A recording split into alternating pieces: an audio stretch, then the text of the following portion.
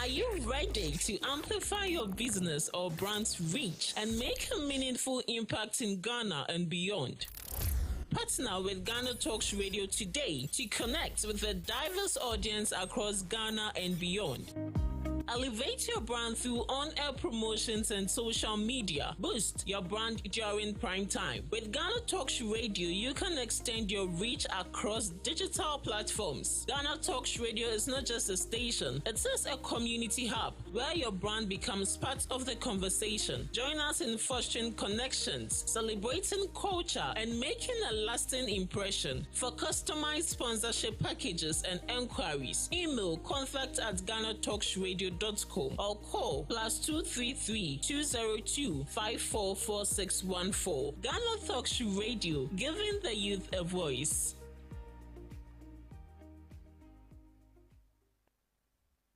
What do you want for breakfast? How do you want your breakfast? English breakfast, French fries. Koko nikosi, alo komi kesheto. Wache. Well, Gobe is the real deal. Join us on Ghana Talks Radio. Let's serve you a buffet of breakfast. From news headlines review, current affairs to social issues. Entertainment, sports, and all the trending stories live on our mobile app and across all socials. From Monday to Friday, 7 a.m. to 10 a.m. With me, Pakwesi Omare, Regina Bless, Deborah Adoso, and I am Esinal Fiagbedu. This is Ghana Talks Breakfast Show.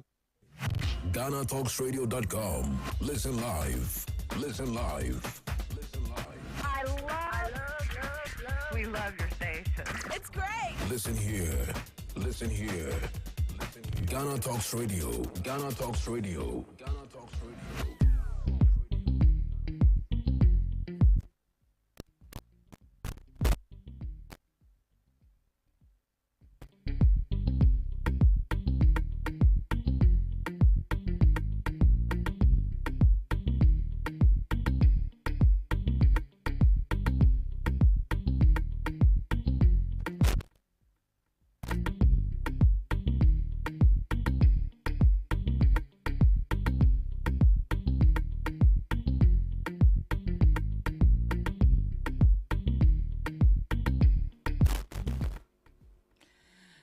Hello, lovely listeners of Ghana Talks Radio. Good morning, Ghana. Good morning, lovely listeners of Ghana Talks Radio. It's yet another beautiful, brand new day, and you are welcome to the Ghana Talks Breakfast Show right here on Ghana Talks Radio. This is a news headline review. Here we bring you all the latest headlines making waves in the news, from business to politics, from sports to entertainment. We got you covered with the most relevant stories. As usual, I remain your host, Ruth Esinam Fiagbedu. And basically, on our news headline review, we have Miss Debbie Dawson and Miss Regina Bless, who will be joining us shortly. But before I let them in, I would like for us to go through the front page of the newspapers we have so this morning, and let's see what is trending online, and let's see what we have on the front page of some of the newspapers we have right here in Ghana. All right, this morning we have a newspaper on the front page of Daily Guide. UTAG threatens strike over Galamsey. UTAG threatens strike over Galamsey. This means that it's likely for UTAG to go on strike because of the fight against Galamsey. They are calling on President John Dramani Mahama. He made some promises whilst in opposition. They are calling on him, come and fulfill your promise. Or other than that, we will be going for a strike. And that is coming from UTAG. UTAG threatens strike over Galamsey. Now, 962 small-scale mining license risks revocation. 962 small-scale mining license risks revocation. On the same Daily Guide front page, we have presidential jet grounded in France. Presidential jet grounded in France. Ghanaians to pay $250 extra for U.S. visa. Ghanaians to pay $250 extra for U.S. visa. Now, the Daily Chronicle. Minister threatens to revoke 962 small-scale mining license to combat galamsey. Minister threatens to revoke 962 small-scale mining license to combat galamsey. Court discharges accused person standing trial over killing of Josephine Asante. On the same newspaper of the Chronicle, 38% of NPP delegates endorse Brian Echampon. 38% of NPP delegates endorse Brian Echampon. Surge in illegal exports of raw rubber worries stakeholders. Surge in illegal exports of raw rubbers worries stakeholders. Now moving on, the dispatch. NPP could lose 2028 if internal division persists, NPP's Nana Akomia warns. NPP could lose 2028 election if internal divisions persist. And this is coming from NPP's Nana Akomia. Nana Akomia warns. He's warning that it's likely for NPP to lose the 2028 election if internal division persists. So this is a wake-up call to the NPP party. NPP expand electoral college. NPP expand electoral college. NDC could lose in 2028 if Mahama fails to fight galamsey. NDC could lose in 2028 election if Mahama fails to fight galamsey. And this is coming from NDC's Tony Adu. Tribalism poses threat to NPP's future. Baumia warns NPP.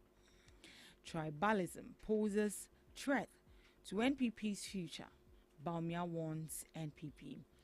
And on the same, the Dispatch newspaper, we have National Cathedral Project. National Cathedral Report. The Ghanaian Times, new era in national development, military ready to execute government projects. And this is coming from the Defense Minister. Military ready to execute government projects. We have the Daily Guide. Chiefs can't renegotiate sold lands. Chiefs can't renegotiate sold lands. And this is coming from Justice Osei Tutu. He says chiefs can't renegotiate sold lands. 37,000 candidates write licential exams. 37,000 candidates write licential exams. And that is all we have for the newspaper headlines. Thank you so much for joining us. Now we are moving on to the news headline review. And as usual, I remain your host, Ruth Esinam-Fiagbedu. And joining me on the news headline review, we have Miss Debbie Adoso and Miss Regina Bless. Miss Regina, good morning. How are you doing? Good. Yeah, I hope all is well. Yeah. All right. Let's dive into our major news headlines for today. UTAG threatens industrial action over Mahama's inaction on galamsey. UTAG threatens industrial action over Mahama's inaction on galamsey. The University Teachers Association of Ghana has issued a stern call to President John Dramani Mahama to fulfill his pre-election pledge to combat illegal mining, popularly known as galamsey, warning that failure to act decisively could trigger industrial action.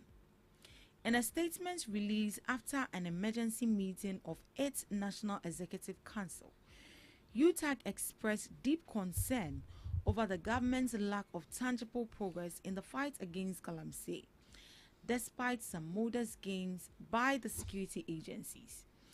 The association recalled that in the lead-up to the 2024 general election, President Mahama signed the National Pledge Against Illegal and Irresponsible Mining, witnessed by UTAG and the Ghana Coalition Against Galamsey. The pledge, UTAG insists, constituted a solemn social contract with the Ghanaian people, a contract the president is yet to honor meaningfully. Among the key unfulfilled promises UTAG highlighted are the immediate public denunciation of Galamsey and its environmental harms, a directive for all illegal mining activities to cease, including the excavation of forest reserve and river bodies, empowering law enforcement agency to act without fear or favor, regardless of political affiliation, implementation of coherent, practical anti-Galamsey policies, and the dismissal of local government officials who permit or protect illegal mining in their jurisdictions. The statement points to continuing environmental destruction, particularly in the Ashanti, Eastern, Western, and Ahafo regions, as evidence of the administration's failure to translate promises into real change. While UTAG acknowledged instructions from the Attorney General for Yeko to investigate alleged political actors involved in illegal mining, it maintained that more significant and coordinated action is needed to eradicate the Galamsey menace in the country permanently.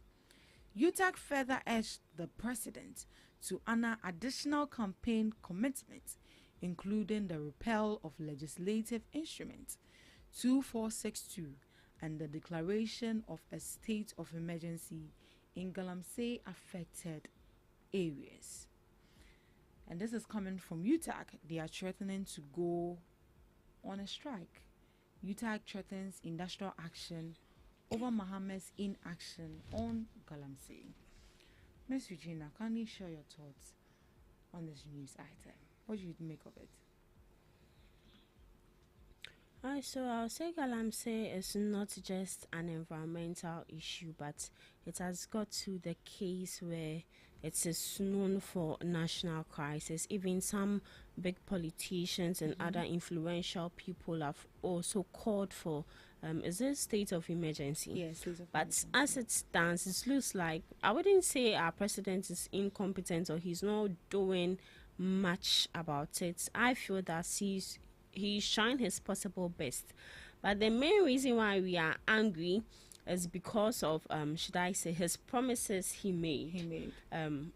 Before he came into power. He made a whole lot of promises, and also looking at some of his political subordinates, some also said within a short period of 1 week they would be able to curb Galamsey. But now we would say it's too early for him to stop Galamsey because he's just 6 months into power. But this is something you said yourself that you would eradicate it when you come into power. You would make sure that how is it said? Galamsey is stopped completely. Right. So we expect you to do something. The only thing he's doing is bringing up not petty, but little bit of solutions. And looking at what we have at ground now, it's not those little solutions that would help curb Galamsey. It needs a long-standing solution to come against or to fight against Galamsey. First off, you need to look at the basis of Galamsey, the root of it. Right. There are causes where some people are saying politicians are even involved, because looking at the materials or the equipment involved in Galamsey, it's not just a mere material, it's not just a mere equipment that an ordinary Ghanaian citizen can purchase. It involves huge sums of amount, sometimes millions in Ghana cedis, millions in dollars and all that. He brought a solution where they would check Galamsey, they would check excavators buyers. You need an official permit before you can purchase these excavators. It's also a contributing factor to help curb Galamsey, but that is not a long-standing solution. So I do agree with UTAG, because at this point it's not an environmental issue. It's a national crisis. We all are facing it. Yes. during last year, I stand to be corrected. I think late last year, either in the November's or October's or September's, one of them, it got to a point where the health ministry, not the government health ministry, but I think private health sectors came out to say that looking at the rate of birth at this point, some people who give birth to deformed kids is as a result of galamsey, because they are destroying our water bodies, and destroying the water bodies is not only about discoloring it, but it also involves adding illegal and dangerous substances to the water. And as we know, in some rural sectors of Ghana, some people drink straight from that water source. And I also saw a documentary where one child was like scooping the water, that is how the water is. He's scooping and drinking it, not minding the repercussions or whatever long-standing consequences it has on this kids. All they know is they are focused on making their own money. So it's high time President John Dramani Mahama does something about it. This is his own saying. Yeah. It shouldn't be a slogan, but rather an action. Yeah. He also mentioned that he was going to repeal the LI 2462, which is also known as the Environmental Protection. And this is actually a law that regulates mining activities within forest reserve. And it was passed in June 2022. Joint authorities from the Environmental Protection Agency Act 1994 Act 490. And this LI allows for the granting of mining license within forest reserves, subject to certain conditions and limitation, and has been a subject of significant controversies and call for its revocation. I remember when he was in opposition, or when he was campaigning, he mentioned that he was going to repeal this, this LI. But up to now, we haven't actually seen him take any action. He said that he was going to repeal the LI, which give license to people to mine in our forest reserve. And up to now, we haven't seen anything as such. What do you make of it?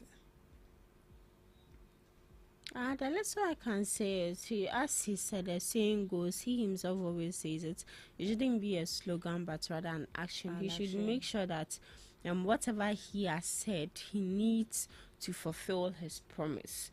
Whatever in regards to galamsey needs to be fulfilled. We might think this is just a mere issue, but looking at its rate now, it got to a point where some military men were deployed in almost every sectors of galamsey, but yes, still it still remains the same. Because some people have tracked down the duties of these police officers or the military officers, they now excavate deep at night. So they should make sure that President should make sure that whatever he has said, he needs to do it, Ghanaians would be fine with him. Yeah, because during Ekufado's time, a lot of demonstration went on with regards to galamsey, and I think ever since President John Dramani Mahama was sworn into power, I think it's just the one that's Okatachi FIFA organized, but we still didn't get to. I don't know if they were able to meet to the goal or to the objective they were actually looking for. But the issue of galamsey has actually become a national crisis that will urge that everyone gets involved with this fight, because the time will come we will be exporting water. Yes, that is how it looks. Because if you see videos, I believe some of you have seen videos flying on social media looking at the rate at which our water bodies have been distracted as a result of, someone's selfish gain, or person too good in the money you get it alone, and your business is affecting a whole lot of people, like a large number of people, which is very bad. So with the issue of galamsey, we are pleading on the president here. They should act faster before it gets out of hand, because already Ghanaians are angry. They are angry. All right. Moving on to our next news item. Haruna Idrisu champions formulation of broadcasting law. Ghana's media landscape requires a modern and comprehensive broadcasting law to ensure proper regulation, clarity, and sustained media freedom, Minister of Education Haruna Idrisu has said. The minister made these remarks on Friday during a courtesy visit to Wisconsin International University College, broadening his focus beyond educational reforms to emphasize the critical role of a well-regulated broadcasting sector. Mr. Idrisu highlighted a notable gap in Ghana's legal framework. Ghana does not have a broadcasting law. That is not good enough, he asserted. He underscored the necessity of a clear legal distinction between different types of broadcasters to enable effective monitoring and oversight. We should have a broadcaster legal framework and law that defines the parameters of broadcasters in Ghana that distinguish between a public broadcaster, a commercial broadcaster, and a community broadcaster so that we can monitor. Ghana's media scene has seen explosive growth since the liberalization of the airwaves in the early 1990s. The National Communications Authority is the primary regulatory body, but its powers are derived from various legislative instruments and acts, not a single comprehensive broadcasting law. This legislative void has long been a concern for media experts, civil society organizations, and even some media practitioners who argue it leads to ambiguity, challenges in addressing ethical breaches, and difficulties in fostering industry best practice. The absence of such a law has at times fueled debates over media content, professionalism, and the extent of regulation invention. A clearly defined broadcasting law could address issues of content standards, local content quotas, ownership structures, and accountability mechanism more systematically. Yeah, and that was coming from Education Minister Haruna Idrisu. He's calling for a broadcasting law to push and create a clear legal framework for how radio, TV, and online broadcasters should operate in Ghana. And as a country, we don't have a broadcasting law, and that is very bad. That is not good enough. That is how come now everyone just gets up. Once they have phone, they have data, they go on TikTok, they say whatever they want to say, and they go scot-free. That is very bad. And some radio and TV stations just, do things anyhow, simply because we don't have a broadcasting law governing this particular sector. And that is bad. And this concern has been raised from the Education Minister. How So I would say that I do agree with him, because looking at the broadcasting thing he's talking about, even now on social media, once someone gets a little bit of data and he or she starts citing hateful speech, spreading false informations, and even go as far as insulting big politicians, big influential people and all that. So, and even with some radio stations right there in Ghana, some people say things or say certain things that even doesn't go in accordance with their rules.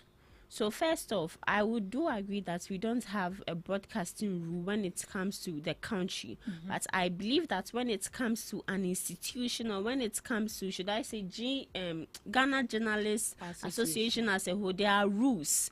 And I believe that all these presenters, journalists, radio personnel, they went to media schools, and you can't go to a media school without you being taught the rules. You are being taught the rules. You know what you are supposed to say, things you are not supposed to do, information you are supposed to bring out, and all that. So I think, in as much as it's a great call, this is also a wake-up call for the president of the Ghana Journalists Association. It looks like, should I say, they are too comfortable or they are too relaxed I don't want to mention any radio stations or TV station, but we've seen and we've heard some people go as far as saying certain things they are not supposed to say. Some people have turned their radio stations or their online stations or their broadcast into a political avenue for politicians. When also radio station, when you say station radio is for MPP, also station where, oh, I know that this station is for NDC, is for CPP, is for this, is for that, and it shouldn't be so. As a media house, you should be neutral. You shouldn't be biased. You should have you should be on both sides. When party A does something which is bad, you need to bash them. When they do something which is good, you need to applaud them, vice versa. So I think even on social media, people also spread fake news. Fake news. Yeah. So even got to a point where when our vice president was sick, one woman saw life and she said a whole lot of things. She boldly said that the woman is dead.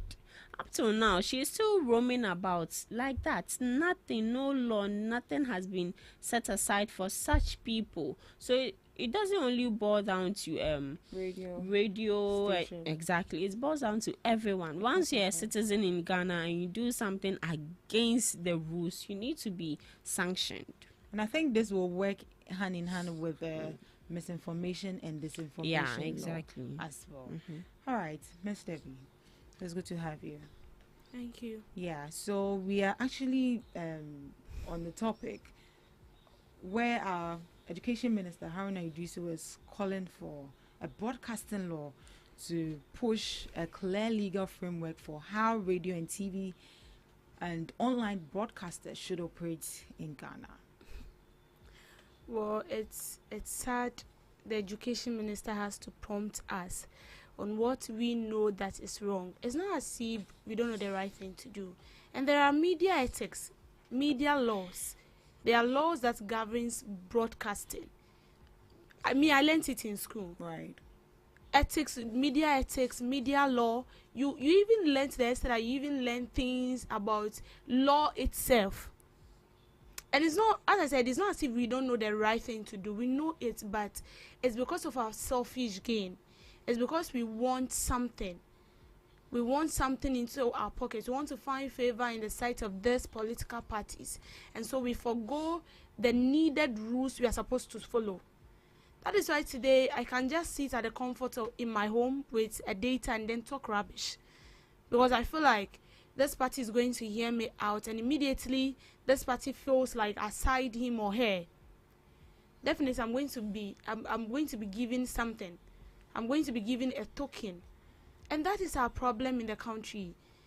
For me, broadcasting law, we know it. We know things that you're not supposed to do. Right. If you're on air, we know things you're not supposed to do. Or even say. Even say it's wrong. Even if you're interviewing someone and the person is trying to use an abusive word, you tell the person, no, we don't say this here. If the person still want to go on, you tell the person that myself and my station, we are not in this. You tell the person to withdraw. Yes, you tell the person to withdraw. The statement. And even the person doesn't want to withdraw, you actually withdraw yourself and the station from it. You've made that statement.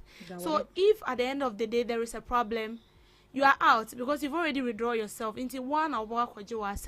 But that is not what we see. Some managers are even pushing you to do that so that you gain more likes, yes, they will tell you, use this words, use that, use this, so that we get more likes, we will get more followers.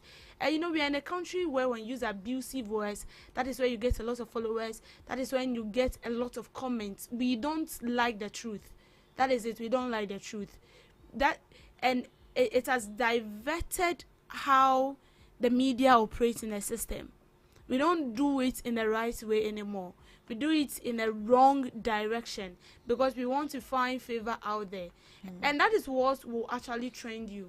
If you're talking about false information, if I should take my phone right now, put President Mahama, and then start speaking rubbish, it will go viral. It will. It will go viral. But like bad news spread faster than the good ones. Although I'll find myself into a very big problem, but it will go viral. And so it's pushing people, okay, fine, if I can insult someone through using this media and I'll go viral, then why not? Because people are doing it. And they've not done anything to them, so why wouldn't I do the same thing? But it is bad, even if others are doing it. So long as you are in the media, you've learned ethics governing this media, you should not. You should do the best thing. We should rather set the example for others to follow. But it looks like we are now following them. We are no longer setting the example. We are rather following what they are doing, which we know within that is wrong. It's wrong. And it's a very big mistake. And I think we need to watch that. And I think it's been long overdue since we have to come up with a broadcasting law. All right, moving on to our last news item for this morning.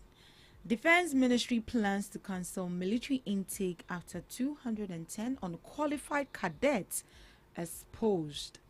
The Ministry of Defense has uncovered 210 unqualified candidates in the recent admissions to the Ghana Military Academy and plans to cancel the intake entirely ahead of a new nationwide recruitment exercise in August 2025.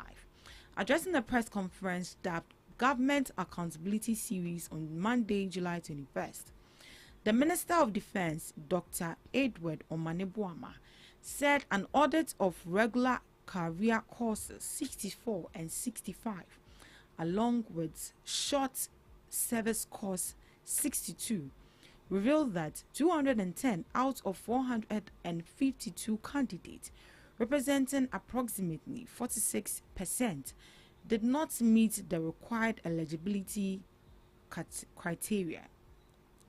Dr. Boama noted that 34 of the affected individuals are currently undergoing training under course 64 and have been asked to fulfill all outstanding enlistment requirements. Those who fail to do so will be withdrawn from the program.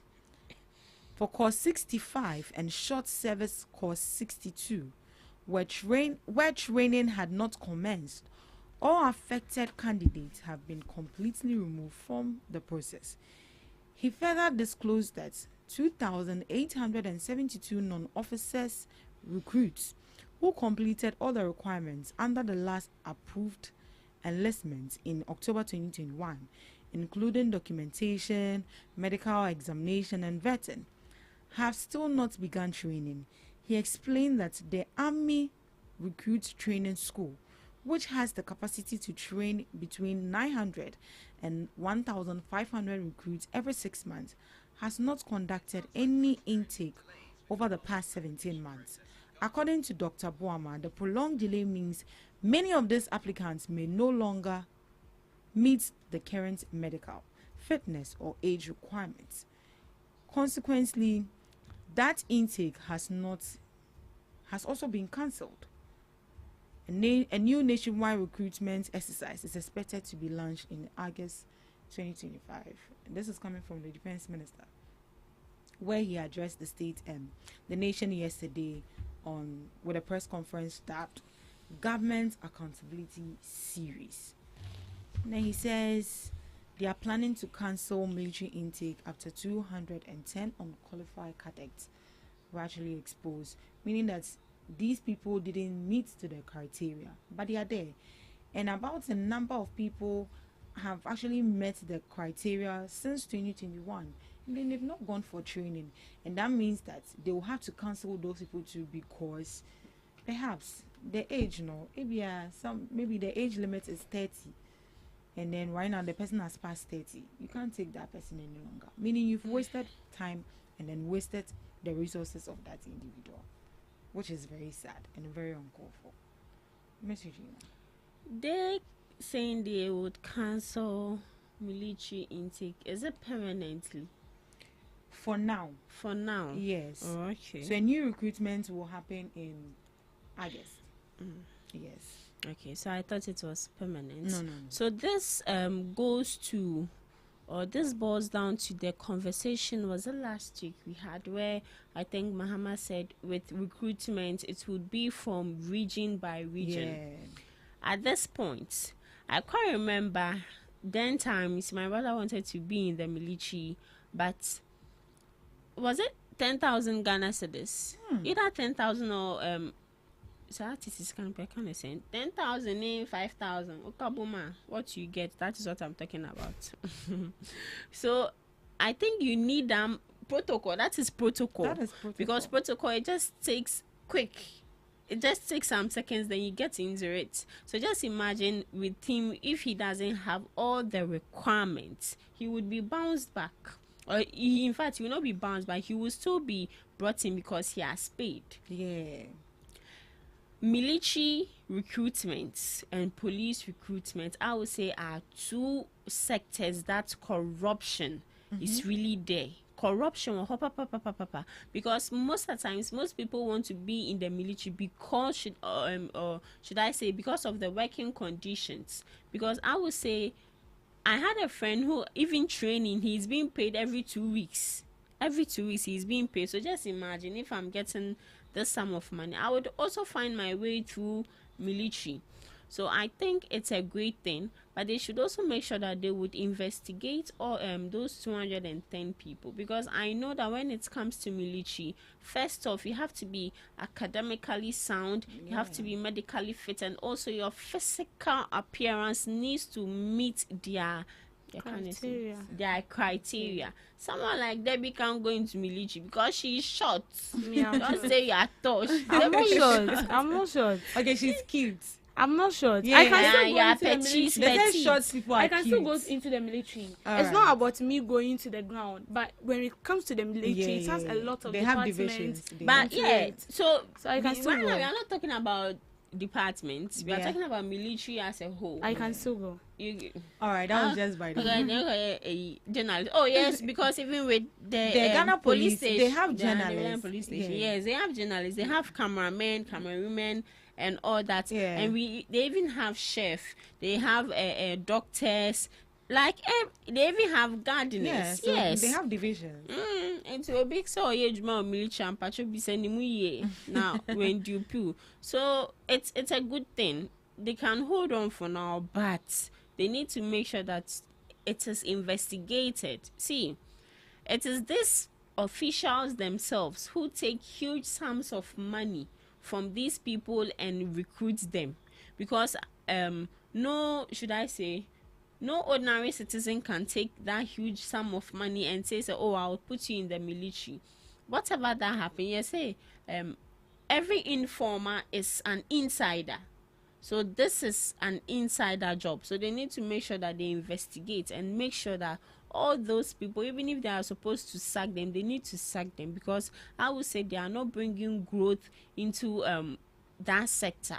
How can you even bring someone who is not qualified? So how does that person fight, or how does that person meet the criteria you are looking for? So they need to investigate and also make sure that next time when there are recruitments, it needs stricter overview. All right, Miss Debbie, in 2 minutes. Yeah, so with the military and everything that has to do with the security, I feel like It's corrupt. yes, it's corrupt, and then it's like give and take. That is how it is. You give, you take. So going into the military of late, not only the military, the police, the immigration, you're supposed to pay. There is always an mediator. There's always a mediator between the government, between whoever is going to recruit you, and whoever is doing the connection for you. And the thing is, you pay. The first person you meet, you pay half. The next person you meet, you're supposed to pay. That is why when I get a chance into the military right now, I'm also going to loot, because I've paid like thousands of cedis before getting into it. So I'm supposed to recover. What if I went in for loan? So I'm also supposed to recover. So whatever I would do to ensure that I get that money back, I would do it. And this, we shouldn't look outside the box. We should look inside the box. Those military personnel that are given high ranks, most often they are involved into this. They are involved into this corrupt activities, because you go online right now, you find a message, we are recruiting people, and then you ask yourself, like, how, and they do everything. They will even give you their number to call someone to do this, to do that, and then at the end of it all, they take your money and you don't even see anything. You call the person and they'll tell you the number does not exist. And it's kind of painful. So these are things that we have to look into it, because trust me, That's everything that has to do with the security. When it comes to a country, one of the most key institution that has the topmost priority is the security institution or the security sector, because they are there to protect you and I.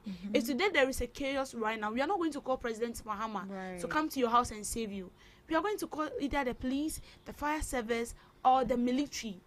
So imagine these people are corrupt. I see that. Then it means that we are doomed as a nation. We are doomed. So we have to look into it and then put things in its right places.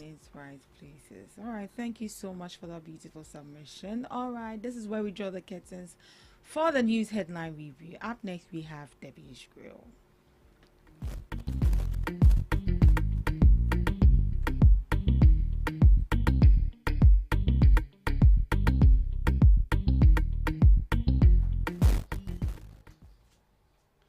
Good morning and welcome to Debbie's Grill, where we talk about issues that concern the state, void of politics, fear, or favor. A Tamale Circuit Court presided over by Francis has convicted Alhaji Abdullahi, a 53-year-old pharmaceutical distributor, fined him 1,680,000, equivalent to 14,000 penalty unit, on each charge expected to run concurrently.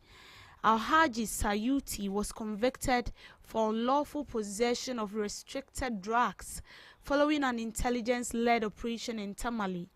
In default of payment, he will serve 25 years in prison. He pleaded guilty to the charges of possessing restricted drugs and the prohibited sale of restricted drugs. Sayuti was arrested during a crackdown on the illegal opioid trade in Tamale, where authorities discovered 447 boxes of tramadol and 11 boxes of tram-making, that is 120 milligrams of tramadol. So Monday's conviction relates specifically to 336 blisters of tramadol found on him around the Victory Cinema area. Prosecutors are preparing to put him before the Tamale High Court in connection with the larger seizure of 447 boxes of tramadol and 11 boxes of tree making found in follow-up operation. So the arrest was the result of weeks of surveillance and intelligence gathering by law enforcement as part of a campaign to disrupt the illicit drug supply in Tamale and its surrounding areas. You see, this is what we want to see. We see someone involved in drugs like this, the person is arraigned before court, and then the person is judged. Whether you are guilty or not, if you are found guilty, you are going to serve your jail term. And as it stands now, he is going to serve 25 years. Because how can you have in your possession almost 4,444 boxes of tramadol? For what? And he is an old pharmaceutical, pharmacist. And you see, sometimes we ask ourselves a lot of questions when we see illicit drugs being imported into the country. And we find it so difficult to get the people behind that. And most of the times, it is this pharmacist, because they know very well when it has to do with drugs, that is their job. That is where they've specialized in. So they know everything, anything that is that concerns drugs, they know it very well. And sometimes most of these people that import the drugs illegally into the country have connections with these pharmacists. 4,444 boxes of tramadol. I can't remember when tramadol came, the way people were abusing these drugs. I remember when a young teenager gave a 1-year-old baby tramadol so she can go out and then do her night works. She came back and the baby is dead. How can you give a young child 1 year tramadol.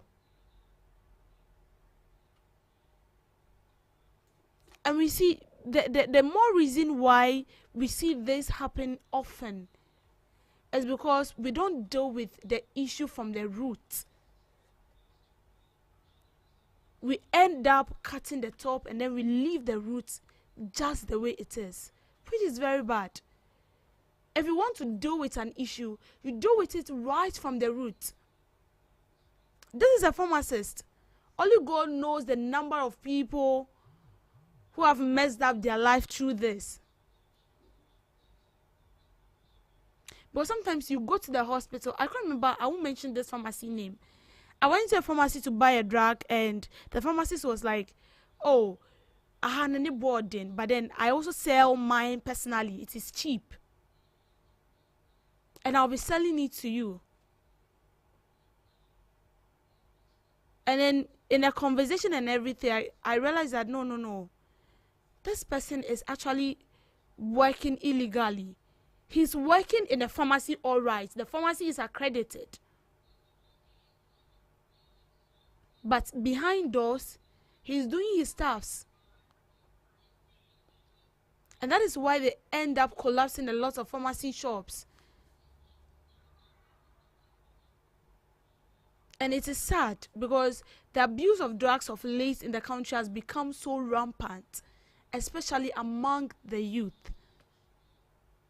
As a youth of late, we feel that to overcome frustration, to overcome anxiety, we have to take in drug. To overcome depression, to stand in front of people and tell them their mind, we have to take in drugs. Because when I take in the drug, I don't care who you are. I don't care your position. I don't care where you're from. I tell you my mind as it is, and then I feel comfortable. And then they do that not with their in their consciousness. They take these drugs, and because the drug is working on them, so they tend to do anything at all. I think it's about time we have to move from pharmacy to pharmacy. If we are supposed to spy on them. Most of these pharmacies are not accredited. 50% of them, they are not accredited. And most of them import these drugs illegally. Because I know personally, I know that pharmacies do not sell. I've never gone to a pharmacy where they sell cigarettes before. I don't know whether they sell it, but I've not seen any before. You go to a pharmacy where they sell cigarettes. You go to a pharmacy where they sell cocaine. They might sell it, but they do it backdoors, and they know their customers. They know the people they sell it to. And they do that backdoors. And every day we kept complaining. Today they've impounded on a full truck of cocaine. Today they've pounded on 3 packs of illicit drugs like tramadol, the red and stuff. And then we don't know who is behind it. And sometimes this is what they do. Immediately they bring the drugs straight to the pharmacy shops, and then they distribute it to them. And they have their customers. They have their customers. They will sell it to you backdoor. They're not going to sell it to you where someone is going to suspect and be like, so this is what you do here, because definitely I'm also going to spread the news. And you don't want your business to collapse. Now he is going to serve 25 years in jail. And I think this should be a caution to people doing it out there. This man should actually serve as an example to people who do that out there. They don't sell this tramadol as it is. It has its own use. You don't abuse tramadol. In cases where you are experiencing something very severe, that is when the tramadol comes in. Even with that, unless it's a doctor's prescription, you don't take it. But no, we tend to abuse the drugs anyhow. And most of these pharmacies, trust me, I don't really know where they've acquired their knowledge. But sometimes you go to the hospital and these doctors will advise you, and that is where we get it wrong. When we are sick, we don't want to go to the hospital because we feel like the bill is too much. So we want to go to the pharmacy. And sometimes most of these pharmacists, that they don't really do the right thing. And then they end up messing your life. Sometimes you can take a drug and you feel like, which kind of drug is this? Your whole mood changes. And you begin to act weird. You don't even know what it takes. And sometimes you have to take a screenshot of it and you send, and then the person is like, what is it? What did you just take into your system? And you yourself, you're confused. You went into a pharmacy to buy a drug. And then you are being given something different altogether. And there are people behind this. I wouldn't say they are ghosts. No, we don't have ghosts importing drugs into this country. How can they be ghosts? They are human beings, of course. They are human beings. We have borders. And the security personnel guarding those borders are also human beings. They are not ghosts. They are not spirits. They are humans. And they are being given a token, and then these drugs is being imported into the country. And then you see people messing up their life. When you hear them speak, you can actually tell that this person is a drug addict. We can only stop this if the root is being uprooted. We can only stop this if the people behind this are arrested and they are jailed. That is the only solution out. If not, then we will keep deceiving ourselves, and then we won't get to where we have to get to when it has to do with curbing drug usage and the illegal way of importing drugs into this country. Thank you for making time with me on Debbie's Grill. Thank you so much for that, girl, Miss Debbie. Up next, we have Today in History with Miss Regina Bless. Today in History 2011, terrorist attacks on Oslo and the island of Utøya in Norway. Terrorist attacks on Oslo and mass shooting on the island of Utøya in Norway on July 22, 2011, in which 77 people were killed. The deadliest incident on Norwegian soil since World War II. At 3:26 p.m., an explosion rocked downtown Oslo, shattering windows and damaging buildings. The blast was centered a short distance from a building complex that housed numerous government offices. 1992, Pablo Escobar escaped from his self-built prison La Catedral. He fled after the Colombian government attempted to move him to a more standard prison following reports of Escobar torturing and murdering associates within La Catedral. 1916, a massive parade held in San Francisco, California, to celebrate Preparedness Day in anticipation of the United States entrance into World War I, is disrupted by the explosion of a suitcase bomb, which kills 10 bystanders and wounds 40 more. It would be considered the worst terrorist in the city's history. To some observances, today is National Fragile X Awareness Day. It is observed annually this day. It is part of the larger Fragile X Awareness Month, which is observed throughout the month of July. This day is dedicated to raising awareness about Fragile X syndrome, the most common inherited cause of intellectual disability, and autism. Fragile X awareness is caused by a change in the FMR1 gene, which affects brain development. FX can cause a range of developmental, intellectual, physical, behavioral, and emotional difficulties. Lastly, World Brain Day, a day celebrated to raise awareness about brain health and neurological disorders. It is a global initiative led by the World Federations of Neurology. The day emphasizes the importance of maintaining brain health and highlights the impact of neurological conditions on individuals and communities. And that's all for today on Today in History and Observances of the Day, live on Ghana Talks Breakfast Show. Thank you so much, Miss Regina Bless, for the fascinating facts. Today is World Brain Day. Are we supposed to go to the hospital and check our brain? Or we should sit and then reflect our mental health status? Hey, I'm lying. I know. It's important to take care of their brain. Most people wait for many years or wait before, I don't know how to put this, almost change almost area before they go to the hospital for checkups and all that. So as an individual or as a youth or nipa there, you have to be going to the hospital frequently, especially for checkups. So it's a day to make sure that your brain is safe and sound. But you can't just get up and then go to the hospital and go and sit there. Please check my brain. Oh no, it's general checkup. A normal checkup. Okay. Well, people's brains need to be checked more. Oh yes.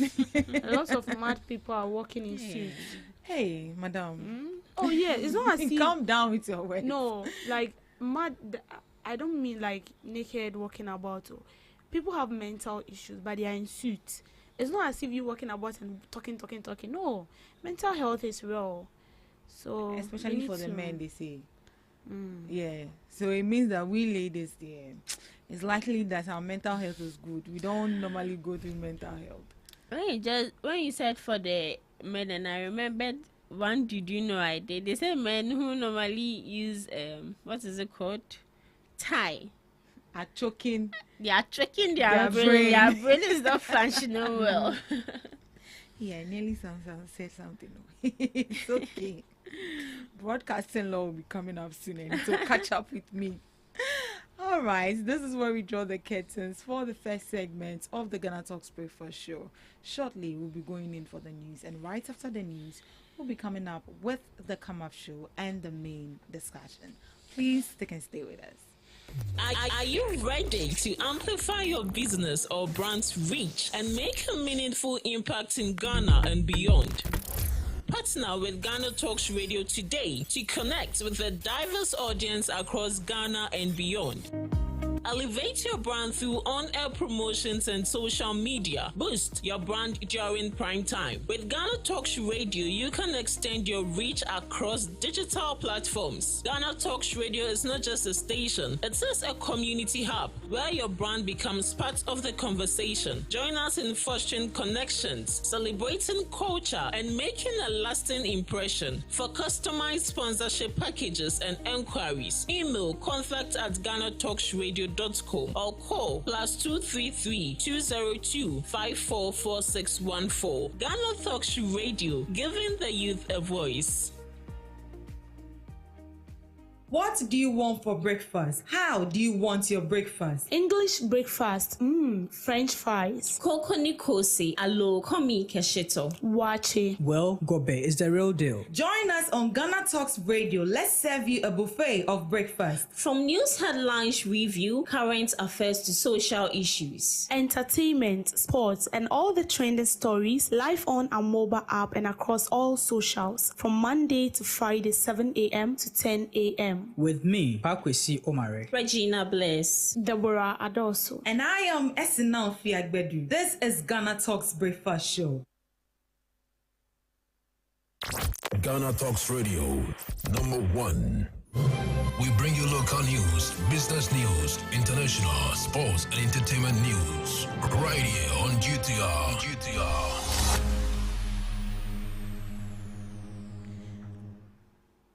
Good morning and welcome to the morning news broadcast on Ghana Talks Radio. Coming up, the Defense Minister reveals military training for NSS personnel as optional. Military's role lauded in tackling illegal mining. Prison Service to get 5,000 new assistants through Youth Employment Agency partnership. These and many more coming up shortly in business, sports and showbiz. Do stay with us for the detail.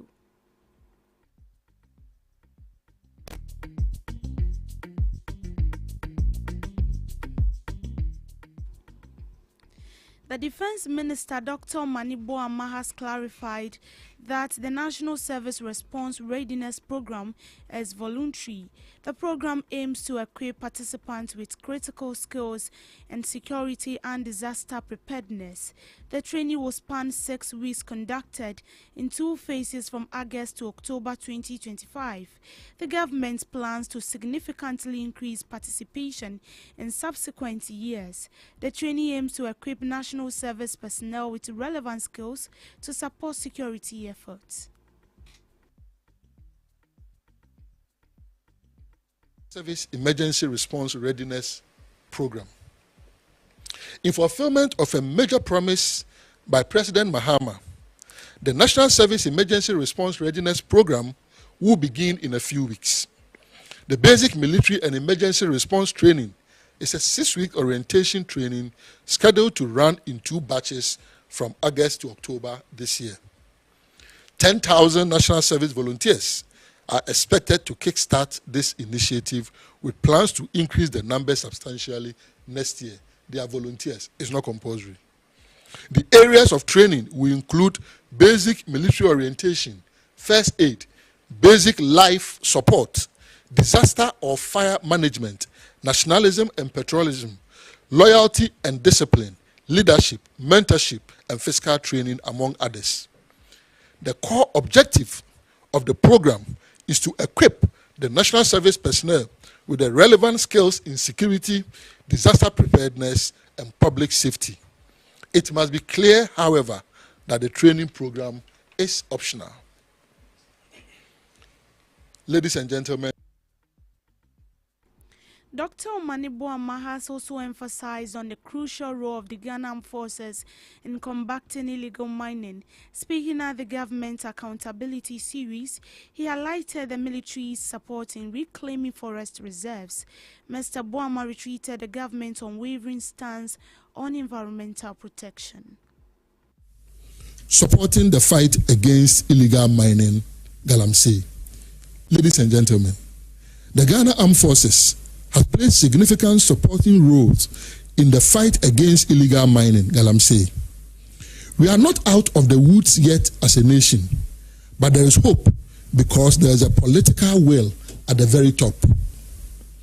We have reviewed the fight against illegal mining and have worked with stakeholders to reform the fight.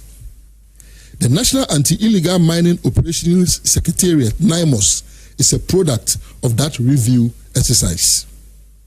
The recovery of several forest reserves early this year, which our forest guards could not venture, was led by the Ghana Armed Forces. Additionally, the Navy supported land forces in Operation Hall 2 to combat illegal mining along River Ankobra in the western and western north regions. The Navy's riverine operations along the Volta River, like Operation Oasis in Bui, also assisted in reducing the effects of illegal mining on the Black Volta. To strengthen security along Ghana's inland waters and riverine areas, government launched the Blue Water Guard training program in 2025 this year. The Blue Water Guard initiative aims to establish 24-hour monitoring of Ghana's water bodies. It is a strategic intervention to tackle illegal mining activities, protect the environment, and restore Ghana's polluted water resources. The first batch of 453 personnel were trained by the Ghana Navy at the Forward Operating Base at Ezinlimbo. A second batch, made up of 532 personnel, commenced training last month and are scheduled to graduate this week. The training of the guards reflect Ghana Navy's commitment to operationalizing government's initiative of ensuring that all mining activities in Ghana leave a positive green footprint and not pollute water bodies. Moving on, the Chief Executive Officer of the Youth Employment Agency, Malik Basintali, has signed a memorandum of understanding with the Ghana National Service to recruit 5,000 young Ghanaians as prison officers. The partnership aims to tackle youth unemployment while strengthening the nation's emergency response system. The initiative has strong government backing, with the Minister for Youth Development and Empowerment present at the signing ceremony to affirm their support for youth empowerment and national development. First, at the Youth Employment Agency, we have found a smart way of resolving the unemployment challenge in this country. And we have decided to name it the 5K Strategic Solution. In fact, we have decided that every morning, or each morning we wake up, we identify a problem in this country. And once we identify the problem, we identify or find a solution to that problem. And in finding that solution, we transform it into job creation. And so if you look at what we did with the police service, we realized that the police service was a bit understaffed, so we decided that we reactivate the CPA, the Community Policing Assistance. An aspect of the prison service a lot of people don't know about is the artisanal sector. So there are people who think that the prison service is just solely in charge of taking care of prisoners and all of that, but they contribute a lot. And so this time, the 5,000 we are bringing on board is also to train part of them in the artisanal side and also teach some of them the practices of the prison service. Honorable Ministers, we are grateful, and anytime we come here, the minister responsible for interior will always bring in a new one. He will say, engage these people and come back again. So, Honorable Minister, we have immigration, we have customs. Challenge us to engage them. And we engage. In a press appeal to the government, Professor Catton, a renowned research scientist and leader of the fight against donkey extinction project, has called for an immediate ban on illegal trade in donkey hides. According to him, the rampant slaughter of donkeys for their hides poses a significant threat to the species' survival. During a meeting with Parliament Select Committee on Agriculture, Food and Cocoa Affairs, Professor Catton emphasized the need for government intervention to protect donkeys from the devastating effect. He warned that if the trend continues, Ghana risks losing its donkey population. Much required. Yes, actually, we are standing on the ECOWAS veterinary doctors who met in Abuja in 2014 and came out with that COVID meeting. Actually, that was the first document we picked up and said no, because the chief director of Ghana was party to that, so they didn't give us a document. So it means it's illegal to operate on. And then through Brooke Dakar, then they also gave us a document where ECOWAS member states came together and also agreed that if they don't ban this trade, the document will finish. So we had that document from the Brooke Cabinet, and then later AU also came with the document, and we said no, then this one is quite something that we need to take up. In business, the Electricity Company of Ghana owned the Bure Power Authority more than 729 million by the end of 2023, according to the 2024 Data Generous Report on the Public Accounts of Ghana. The figures reflect a long-standing failure by ECG to pay for electricity generated and supplied by Bue. As of 2019, ECG's outstanding debt to Bue stood at 386 million. That figure rose by 343 million over the next 4 years, reaching 729 million. During this period, ECG payments relative to monthly bills issued by Bue steadily declined. In 2020, ECG paid 57% of the total bill. that dropped to 34% in both 2021 and 2022, before falling further to just 23% in 2023. The Auditor General warns that continued no payment risk undermining financial position.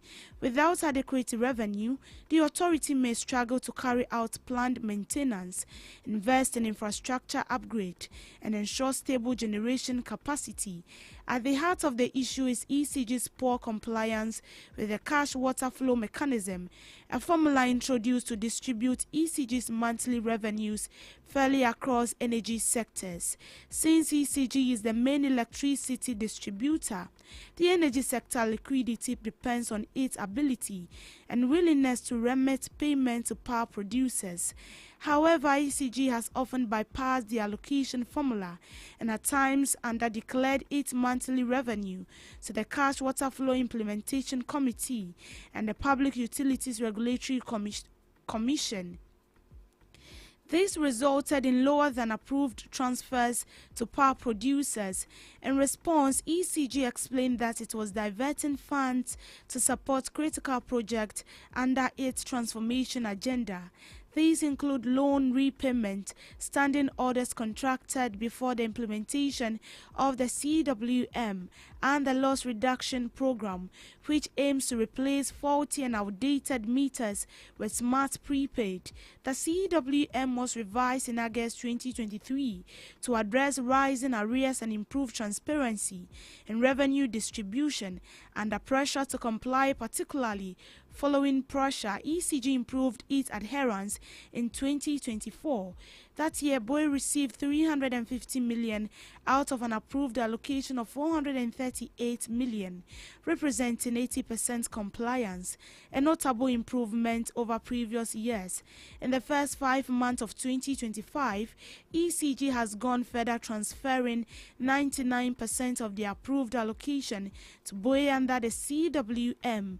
This has helped ease liquidity constraint and supported BOE's operation. However, it remains unclear how much of the legacy debt ECG has actually repaid and how much remains outstanding. Sustaining adherence to the CWM is crucial. Any slippage, including under declaration of revenue, risk undergoing recent progress and worsening the sector's financial fragility. Encouragingly, ECG's current performance shows what it is possible when the rules are followed. Still on business, Ghana's Treasury recorded an oversubscription in its primary Treasury bill auction, and as investor demand surged by 97.82% above the government target for the first time in 2 months. According to the latest data from the Bank of Ghana, the auction attracted total bids worth 20.98 billion. Of this amount, the Treasury accepted 10.64 billion, sufficient to cover both a target of 5.44 billion and the impending maturity of 5.24 billion. The strong investor interest signaled a renewed confidence in short-term government securities following several weeks of subdued activity in the treasury bill market. The breakdown of the bids shows that 5.65 billion out of 13.77 billion in tenders for 91-day bill were accepted. For the 182-day instrument, 2.92 billion was accepted out of 4.22 billion, while 364-day bills saw 2 billion accepted from 2.98 billion in bids. Market analysts have attributed the surge in demand to the recent steep reduction in the Bank of Ghana's policy instrument. The Bank of Ghana bills, which had previously offered yields of around 27%. With the rate cut, investors have redirected their funds to government short-term securities, which still offer comparatively attractive returns. Yields on this short-term instrument have, however, declined sharply. The 91-day yield dropped by 93 basis points to 13.72%. The 182-day fell by 41 basis points to 14.61%, whilst the 364-day declined by 68 basis points to 14.73%. In sports, Black Queens head coach Kim Lass is hoping Ghana's semi-final game against Morocco in the semi-final of the 2024 CAF Women's AFCON today, July 22nd, will be a good memory for him. Ghana's women national football team. He said this in a pre-game interview ahead of the game against the host nation and finalists in the last edition of the Continental Championship. The semi-final game is the first for Ghana at the AFCON since 2016. Ghana beat Algeria 4-2 on penalties in the quarterfinals to set up the semi-final matchup. Defending champion South Africa take on record winners Nigeria in the other semi-finals. After calling on his team to exploit weakness in the Moroccan team, Kim hoped the game against Morocco ends up being a good memory. Black Queens head coach Kim Lass, as he says, it's going to be a tough game, of course, maybe the toughest game in this tournament. It is the game to play or for me to coach. I am really looking forward to this game and it's going to be a good memory, hopefully, he added. In showbiz, actress and producer Mercy Johnson has called out a Ghanaian television station for airing her movie, The Firstborn, without her consent. In an Instagram post on July 19th, Johnson expressed shock and disappointment at the station's audacity to air her movie without following due process. She wrote, "Ghana, Blazing TV. How is this even okay? Blazing TV in Ghana is showing my movie, The Firstborn, on their TV without my consent. How does this even make sense? How? I am speechless at the audacity."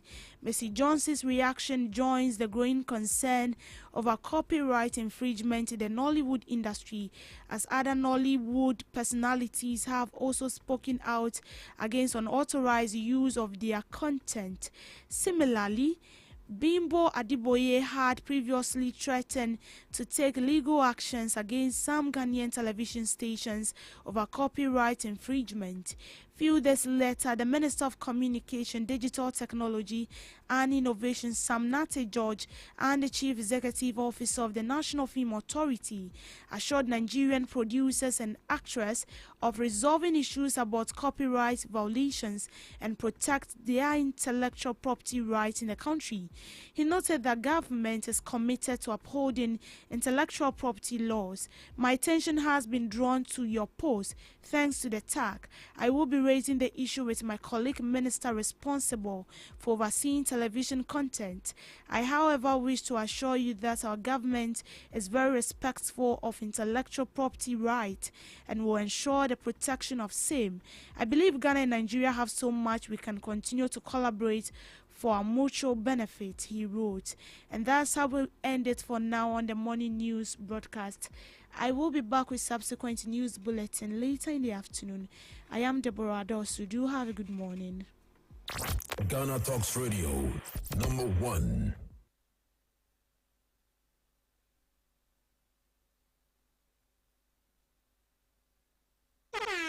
Hello Ghana, hello worldwide, I'm with level band. Now listen, every Tuesday and Friday, I'm at the time it's going to carry bro. Our Ghana Talks Radio, 7 p.m. sharp. Now Tuesday, we're gonna talk about our culture, our history. My 20 things about Kosem. Now on the Friday, you bars on bars. You better rap, you better say no artists go join me in the studio. We're gonna discuss about music and business. Konya, or you singer, and now you rapper, you think say you get bars. You go be spit fire. Now listen, make you join me with studios. Our Ghana Talks Radio, and yes, say then our day. Me say download the Ghana Talks Radio app, no, our Play Store, any App Store. No tune in, and say this what you see, baby live on Facebook, Cointakra, any Ghana Talks Radio page, and so now listen, I bet you fire. 1 year, Konya, Wading, Jajan.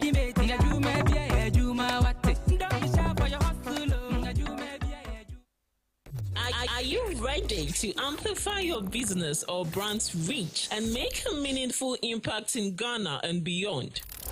Partner with Ghana Talks Radio today to connect with a diverse audience across Ghana and beyond.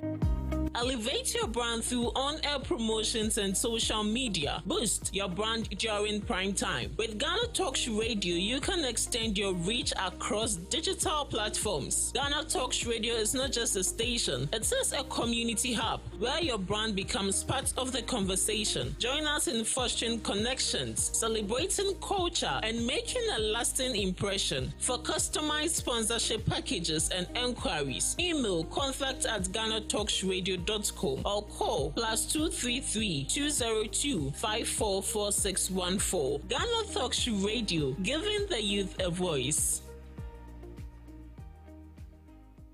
What do you want for breakfast? How do you want your breakfast? English breakfast, French fries. Koko Nikosi, alo komi kesheto. Wache. Well, Gobe is the real deal. Join us on Ghana Talks Radio. Let's serve you a buffet of breakfast. From news headlines review, current affairs to social issues. Entertainment, sports, and all the trending stories live on our mobile app and across all socials from Monday to Friday, 7 a.m. to 10 a.m. With me, Pakwesi Omare. Regina Bless. Deborah Adoso. And I am Esinal Fiagbedu. This is Ghana Talks Breakfast Show. This is Ghana Talks Breakfast Show. A good morning to you, wherever you are listening to us and watching us from. My name is Pakwesi Omare, your regular host, and you know how we do is on Tuesdays when we have the Come Up segment coming your way. As usual, I have my beautiful listener. I'm anchoring the show with me on the Come Up section, and we have our guest very well seated in as well. Is he? Yes. Amari. Good morning. Good morning. How is you? I am as fine. Oh, nice. Yeah. Good to hear. Great. I can see you are well settled in with a gentle guest in the studio to have today's conversation. As I introduce the guest to you, I want to invite you to join the conversation as well on all our social media platforms at Ghana Talks Radio, on Facebook, on Instagram, on TikTok, and on X. Our WhatsApp line is 0202 544 614 0202 544 614. You can text or call us and we will get interactive with you. Now, introducing my guest to you, he is the PRO for Telford City Estates, and his name is Mr. Kwabena George Opoku. Good morning, sir. Good morning.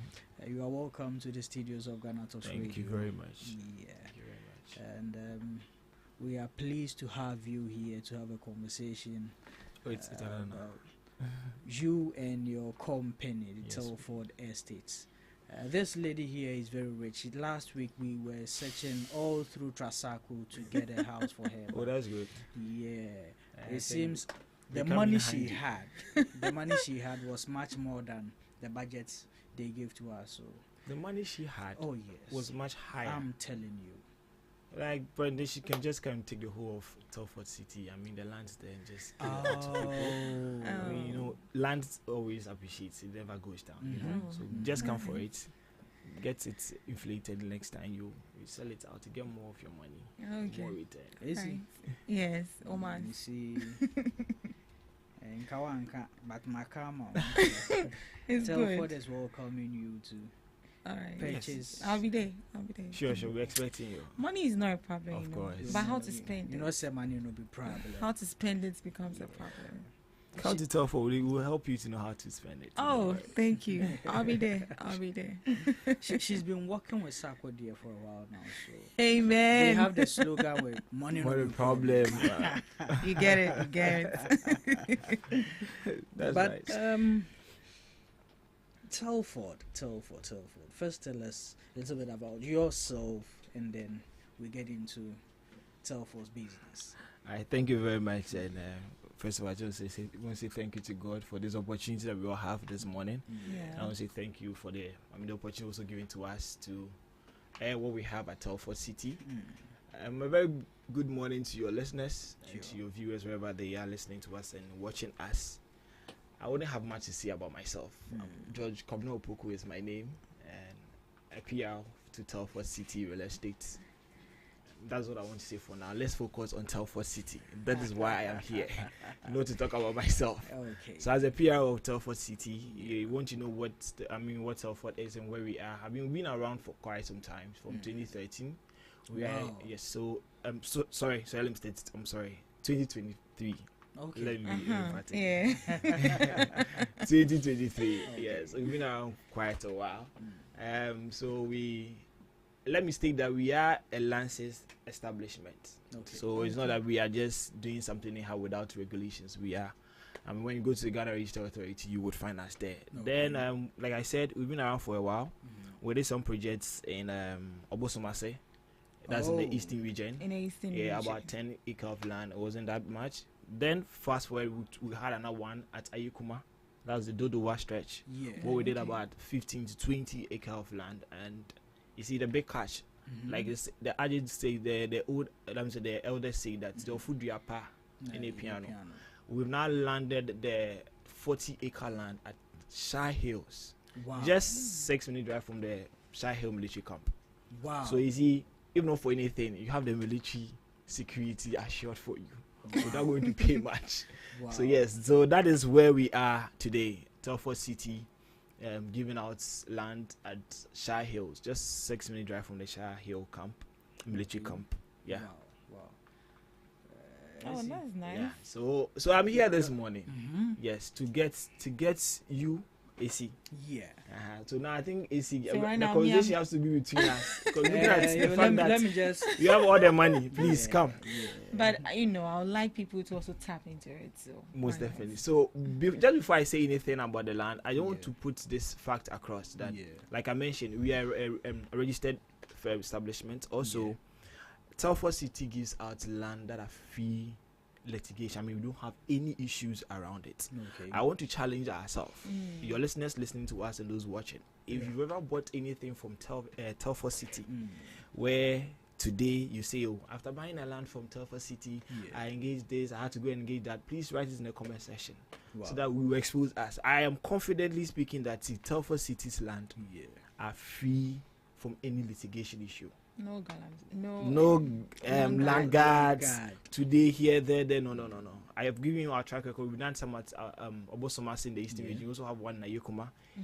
If any individual who has bought from us says that, see, after buying from Telford City, this is what I encountered, please write in the comment section. Let's GhanaTalks sees us and say that this book came to lie to us. He's saying that with his full chest. Of course. Full chest. Of course. And this so that's one fact. Sure. It's hard to come by people with such confidence about their business. So I mean, that alone tells something. That should tell how legit they are. Sure. Thank you very much. So the next fact I want to put across is, someone sitting out there will say, why get a land? Why get a land? I wouldn't say much. With the few I want to say is, see, getting a land today seems, just as easy as I'm not going to build today. I don't have plans of building today. But see, let me tell you, land is one asset that always appreciates. Okay. It never goes down. Right. Our lady here has money today over millions of cedis. If she doesn't invest it in an asset like a land, after 5 years or 3 years, that money will devalue. It will go down. It wouldn't you wouldn't get the value to buy the same item would have bought today. Okay. But one thing about land, after buying it today, the next year it keeps increasing. I bought it at let's say you buy it at a fee of 1,000 cedis. The next year it goes to 2,000. The following year 3,000. Then you realize after 5 years your land is worth tens of thousands. Land is the only thing that when government even comes to touch it, he has to compensate you for touching your land with the view of maybe road construction, unless of course you were on land, the government's property, if not that one, fine. But if you are outside and they are eating into your land, you cannot have to come and see you. So you say, boss, I beg, I'm coming through your land. How much will it take? So this is it. This is why I'm saying that wherever you are, come to Telford City. And one nice thing about us is we give you that flexible payment plan. Okay.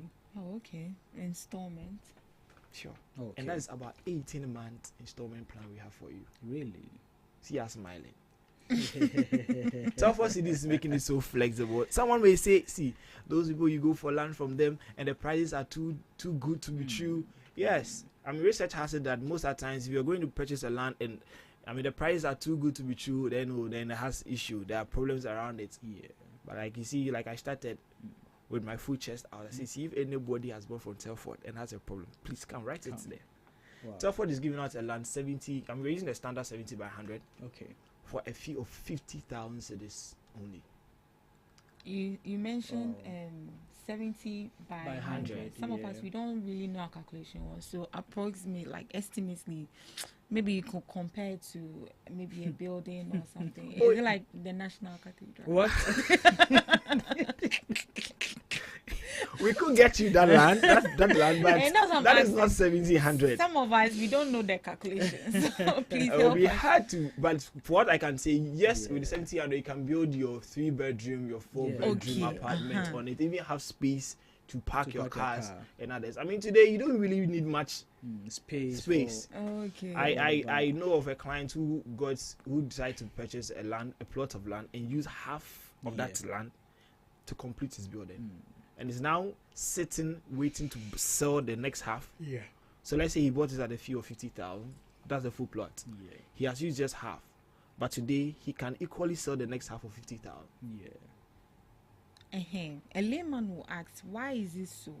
Because I bought the land at this price. Is it that the area is now developing, or you see that now land is becoming expensive, so you try to raise the bar? Okay, so let's picture this.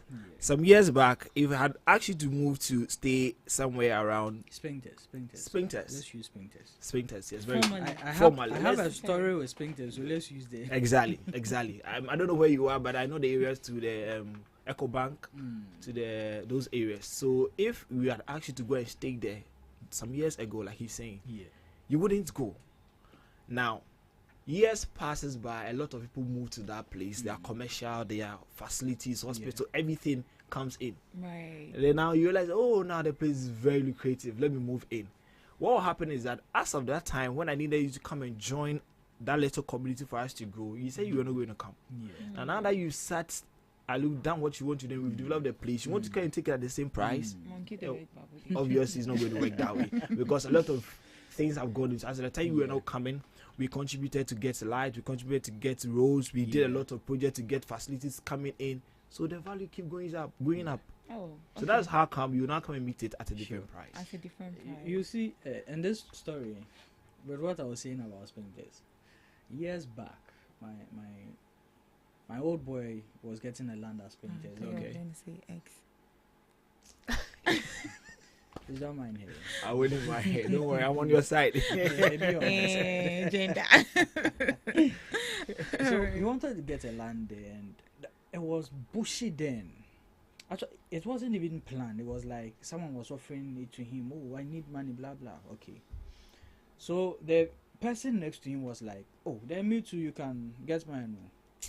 I was like, "Oh," and if I tell you how much he was willing to give it to us, so even the one we purchased, he just left it there, nothing.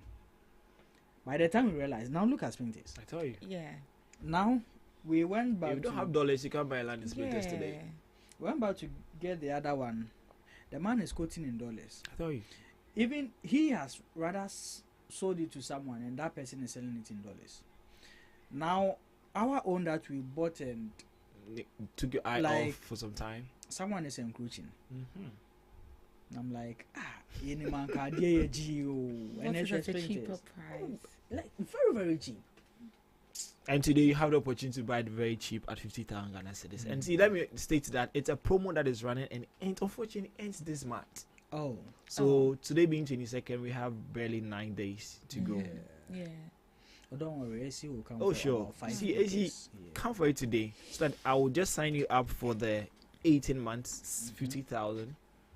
Let's do it. Let's do the math. If you are buying 2 plots for 100,000, and you decide to split it and pay, you just do a 30%. And in fact, that one is even negotiable. A 30% deposit, which is around 15,000, if my math is correct. 30% of the 100,000 is like 15,000. Then the rest of the 18 months, divide 18 by 14.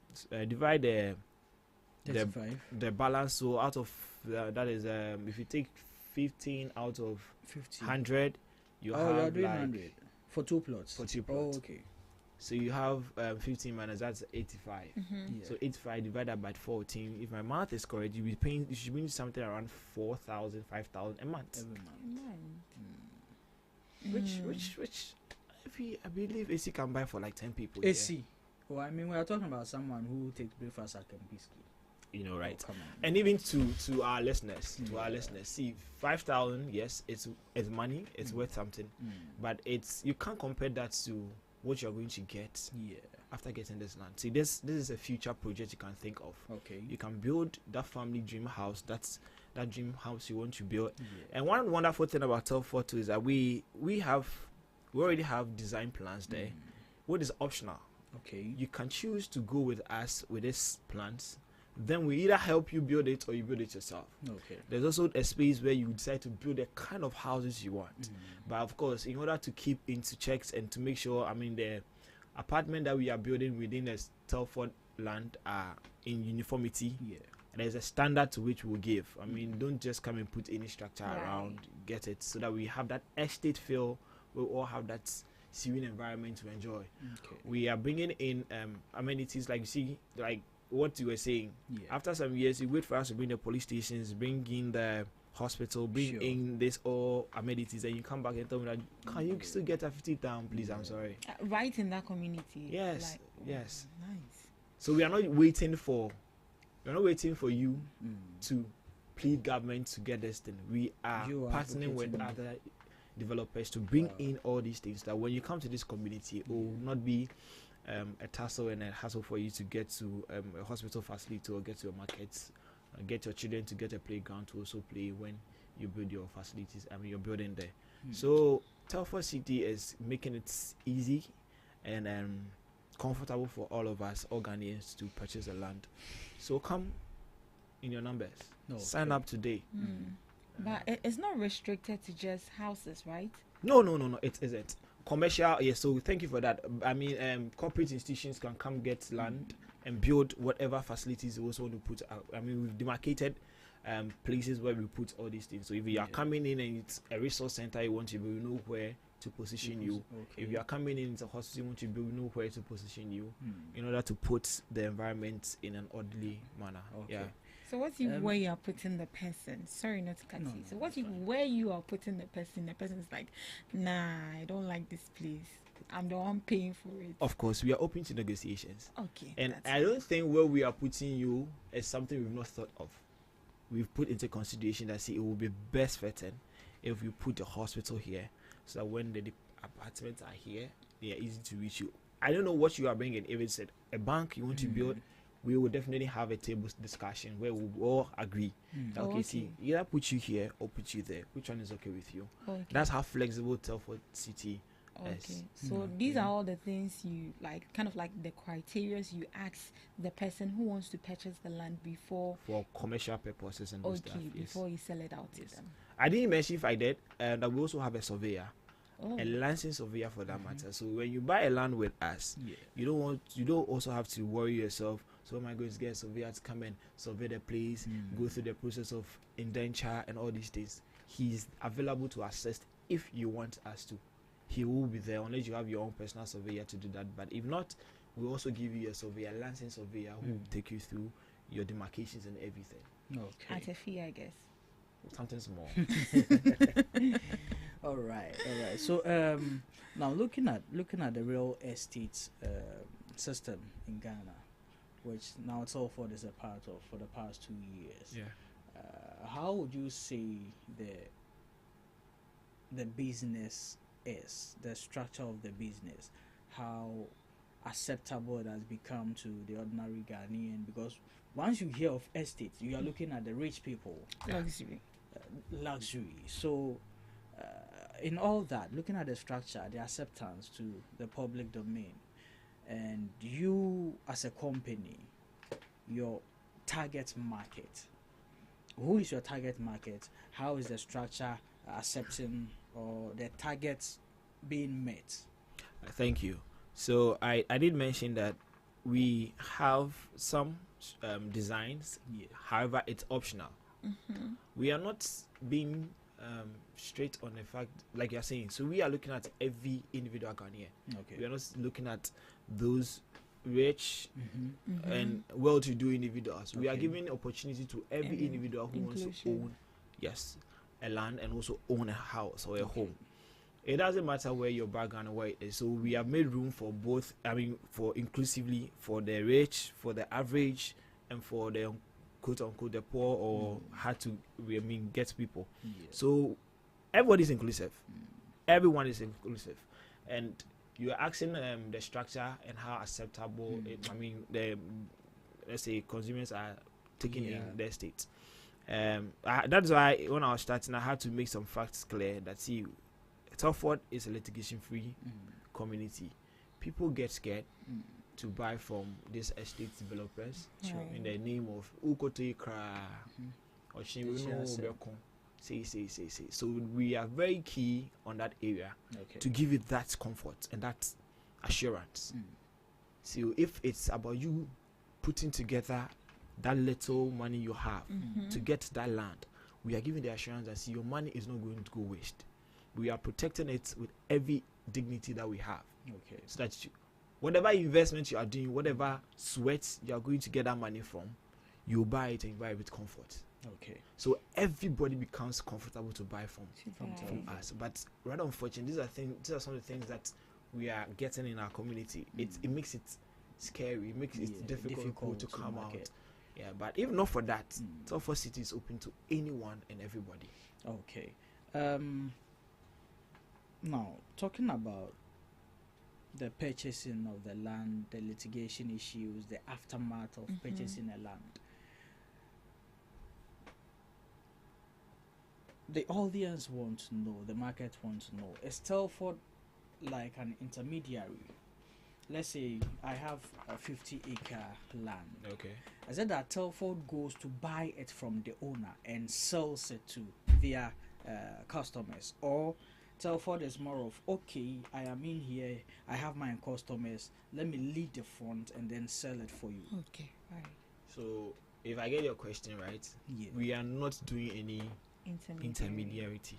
No. So everything we are buying from Telford, it is from Telford. Directly from Telford. Directly from Telford. You are not buying. You are not giving us the money to go and mediate with you and any custodian. No. Whatever we are selling to you is for Telford. So Telford is giving it to you straight and direct. So if you have any issue, you do it Telford straight and direct. So if I'm buying a land from Telford, is it a virgin land or it is an already registered land which it comes with indentures with Telford's name or registration on it, that I will go and then do my own change of ownership? So if you've had the opportunity to buy a land, you notice that even if it's an estate company, of course, no estate company has its own land. They buy from either the traditional rulers or from a custodian. And we have done that change of ownership. So like I said, we are not being intermediate to anybody. If we are doing any indenture for you, it should state that it is coming from Telford to you.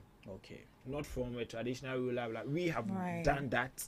So that transition has been done from the authorities to us. To you already. So now when you buy from us, it now becomes from us to you. So whatever receipt I'm getting it's from Telford. It's from Telford. Exactly. Okay, that's fine. And now, looking at the youth today, coming by all these monies to purchase a land on the spot, it's quite difficult. Is there a plan set especially for the youth who let's say, chalami my 30 so but scam me one out as then let me see Telford, or Telford says also, okay, come, we have a plan for you, you can do this, do that to get your land, and so today I'm stating that we have 18 months plan available. maybe you come to us. I mean, see, let me chip in this. Growing up as a young boy in Kanda, I don't know if you had that experience. At some point, you want to go and buy some food to eat, and you realize that there's this seller who has caged the food is in that glass thing. Yeah. By reason of seeing it, like, hey, we don't know where to. Exactly. But see, with time, when we got to, when we had the opportunity, we decided to approach, and we realized that this we could still buy it within the same budget we were having. You get it. And this thing we can actually relate it to even women. Hey, you can see some fine. I beg you. Where you go? It's very slippery. We beg you. No. Yeah, but it's true. You can see some lady. You feel like, especially at church. Look at her hair. You feel like this one the way she speaks in tongues. And you will meet and bell. But only to approach and realize that. You realize the Jezebel yourself. What has this got to do with? Well, that's just by the way. That's just by the way. I don't like the way you're making her feel suffocate. I beg you, feel free. I'll not buy the line. There are things she I don't know who said it. But you are an accomplice. Never. I wash my hand. No. I don't know him. Are you? I'll consider. Thank you very much. Hey, money is something right now, brother. They give you out. Yeah. Jesus was sold out. Okay. Yeah. So, like I was saying, sure. Don't get scared to approach Telford. No, it doesn't matter how we branded ourselves. Doesn't matter what we have done, people we have dealt with, or people we had business with. Come, let's sit. Okay. You may not know. For you may even get 20 months. For you may not know. And even another wonderful thing my boss said, we decided to do that. See, even the 30% deposit I'm putting there, see, it's still open for negotiation. Which means you can still do less than 30. Exactly. Wow. But maybe I wouldn't put it out there. It's 15%. It's 10. No, we have to at least 500 cedis. You get it. So at least let's put that benchmark. Let's put that thing there. However, if you approach, have that confidence and come. Okay. Bra, niyan kasa. Wow. The council see that assembly no they say kind of kasa. Yeah. Depending on how you present your issue, how you look at you, come on, this guy has a future, has a prospect where he can pay. Yeah. Why not? Okay. Open up to you, and that is the time you have with Telford City. Okay. Then you pay. Okay. Someone may come and even do 70% deposit. Even we saying 30. Someone will like, no, I'm ready. Please take 60 straight. Okay. That is the person's time. That's the person's It doesn't mean because it's 30, you will take all the 30, send you 40 away. No. So please come. Wherever you are, whoever you are, please just approach us. Just come. I'll put the numbers out there so that if they want to phone in, they can phone in. We do visit sites on weekends, but not every weekend. Okay. I mean, we try to schedule the people, we put them on schedule so we move together. We go and have a look at the land, see where it is. I mean, this land too is not a waterlogged area. Okay. It's one thing I was saying. I see as a snow beach, you can only share for now. You can start some farming on it. Okay. It will generate money for you. Sure. And go and see. We have about 3 or 4 clients who have already started farming. One is doing okra, the other is doing maize. Wow. And one is into cassava. Wow. Just imagine after 1 year. Yeah. They'll get the money back, the money they invested in this land, Right. and later come and build their project. Sure. Okay. So is Telford only into selling of lands, or they are into building the project itself for you once you purchase? Yeah, we're also into building. Okay. For you, if you want us to. And like I also said, we also partner with other entities to build some structures by ourselves. Okay. So that tells you that we are not just into the selling of the land. Okay. We also build. Okay. Okay. Okay. And the building of structures yourselves, do you have structures? Do you only do with structures to sell, or you do with structures which are into rentals as well?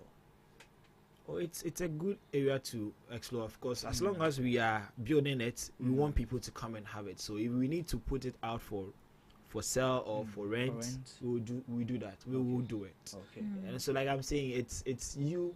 When we are there, we have it. We want you to kind of tell us how you want us to give it to you. Okay. You want us to give it to you on a lease? You want to give it to you on a full purchase? Come, let's talk and let's get it done for you. Okay. Because you're the reason why we are here. We are not building or putting out this structure and go like, hey, if you don't come and buy, you're not. No, please. If you want your lease, we'll give it to you on lease. If you want you buy, we'll give you some. Okay. Purchase it. Yeah. Okay. Izzy. Yeah. So I wanted to ask, in your earlier submission, you made mention of.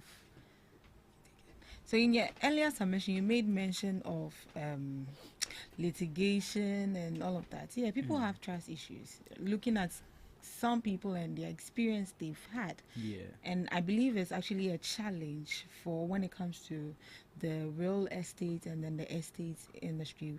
What are you doing as an organization or as Telford to stand out, or for people not to have that perception that, hey, this is good to Azan people? I wish I could do more, say more than what I have to say. Okay. people don't really get satisfied with those words. I know, right? So Yes. I think moving from here, I would have to go to my customers. I mean, the clients I've worked with, maybe to give me some videos as testimonials. Yeah. If that will help. Even with that, we'll still have Dalton Thomas. Yeah, that one did. But like I said, when we started this interview, I said, see, I want to come out and challenge anyone out there who is not just trying to, put down Telford's efforts, but genuinely says, I have a case. Write it down there. I want that feedback. Personally, I want that feedback. And I know you will not get any. So I'm challenging it. Let this statement tell whoever is watching and listening to us that, see, Telford has done that work for you. You don't have any problem with any landlord or any problem with any third party. Okay. Right. Because we have done those work for you. We've made sure that the lands that we are going for are coming from the right people. We have the right documents, and we've gone through every legal process to make the property ours now. Okay. Under the Ghana law, where we are able to lease it for the number of years, and it's with us. Okay. Right. I think that's fair. Very fair. Before we leave you to go, someone is asking here, are you open to partner with people who own lands? Maybe you would want to buy it from them and all that. It's something that we can consider. Yes, we are definitely. Okay. Just phone in, come meet us. Let's have a table discussion. Okay. And let's see how it goes. All right. Okay. So I think the person is listening. So definitely, sure. We'll get in touch and then, sure. Yeah. But He's looking at mentioning, sorry. I'm sorry. Come up. Okay, he's mentioning that they have like a handful of lands that they would also want to. I wouldn't ask some of the questions here. Like I say, let's meet the sure. area where it is, and all these things have to be put into consideration. Exactly. Yes, so Exactly. that's what I'm saying. We'll have to sit and look at the prospect here. Yeah. So I think you've already mentioned. I'd wanted to ask if you look at the locality of very the important. area before you take up all these. See, the way I was bragging that already have military protection. Yeah, we've not paid for it, but we just took advantage. I see this is where the thing is. Come. That's very strange. Then I realize you are within a camping area where you have no problem with anyone. You get up in the morning, you know, right? Your full protection. Yeah. Right. Okay. So where is Telford located, and how do people get in touch with Telford? Okay, so Telford City has an office around. Let me be specific. Farfraha, that's Adenta. Okay. Road. Yes. Okay. Yes. So, just close to the Fidelity Bank area. Telford City. Yes, is around. We have it there. I'm most personally, for me, and looking at the way the world is going, sometimes you don't really need to be in the office 24/7. Sure. So I would advise, whether you want to visit or any, just give us a phone call first. Okay. We'll let you know that we are physically available. Come. You want us to meet at any other place that is convenient, we're also available to meet you up wherever you want us to meet you. Okay. And the phone numbers that they can reach you on? Yes, please. So with our phone numbers, we have two. The local one where we are here, and our other partner who is in the UK. So you have 024 to call the Ghana line, the 024 342 1546. If you are in Ghana and you want to call us on this line. If you are in the diaspora, wherever you are, you can also call the +44, that's the UK line, 79 477 35255. Okay. If I want to mention it again. Oh, sure. So the Ghana line is 024 3421 546. In the UK, the diaspora, we have +44 79 477 35255. Okay. We can reach us on our email, telfordcityrealestate@gmail.com, or reach us on Facebook, Telford City, and those of you who do Instagram, to Instagram on Telford City. Okay. Is there any last words before we leave? I don't really have much to say, but should we come in to buy from us? He said they are legit, and that's what matters. Okay. Yeah. So why don't you come and test with us? So you help me testify Don't to worry. people. I think I'll start my video documentary with you. So you testify that, oh, indeed, this guy did not just come and brag. He did not just come and say anything anyhow. They are really legit. Yeah. Okay. I'll come. Please come. Right. So, George, your last words before we leave you too. If I have any last word, what I want to say is that getting a land today, or doing everything possible to get a land today, is no waste of money. It's no waste of energy. Please. Don't let some of us grew up to see that it's in Papa chance as well. No way. Please don't let your children say this to you. Get it today so that tomorrow you don't your children can tell them so your chance as well. Now get it today and get it with Telford City. Okay. Thank you very much. Thank you very much to George Opoko. And this is where we end the first segment of the show. It's been a pleasure. Telford is calling on you to visit them. Come look at their spaces, what they have available to serve you to your satisfaction. You know how lands have had so many complications with purchasing in the city of Accra, but Telford is calling on you to come and test them, to testify that they have no complications with litigations whatsoever, no land guard issues. They are safe and sound. They have places right around the corners of the army camp inside Shy Hill, so you are safe with your money. And trust your money with Telford, and you will come back with other testimonies. This is where we end the show on the first segment. We will come your way very, very soon with the second segment. Stay tuned. We'll be right back. Hello worldwide, I'm level bam. Now listen, every Tuesday and Friday, beyond the time it's going to carry Brell. Our GhanaTalks Radio, 7 p.m. sharp. Now Tuesday, we're gonna talk about our culture, our history. My 20 things set about Sam. Now on the Friday, you bars on bars. You better rap, you better say no artists go join me in the studio. We're gonna discuss about music and business. Or you singer and now you rapper, you think say you get bars. You go spit fire now. Listen, make you join me with studios. Our GhanaTalks Radio and yes say then our day. Me say download the GhanaTalks Radio app no our Play Store and the App Store. No tune in and say this is what you see Baba live on Facebook, Cointakra, any GhanaTalks Radio page and so now listen. Ebe your fire. 1 year, Wading. Jajai.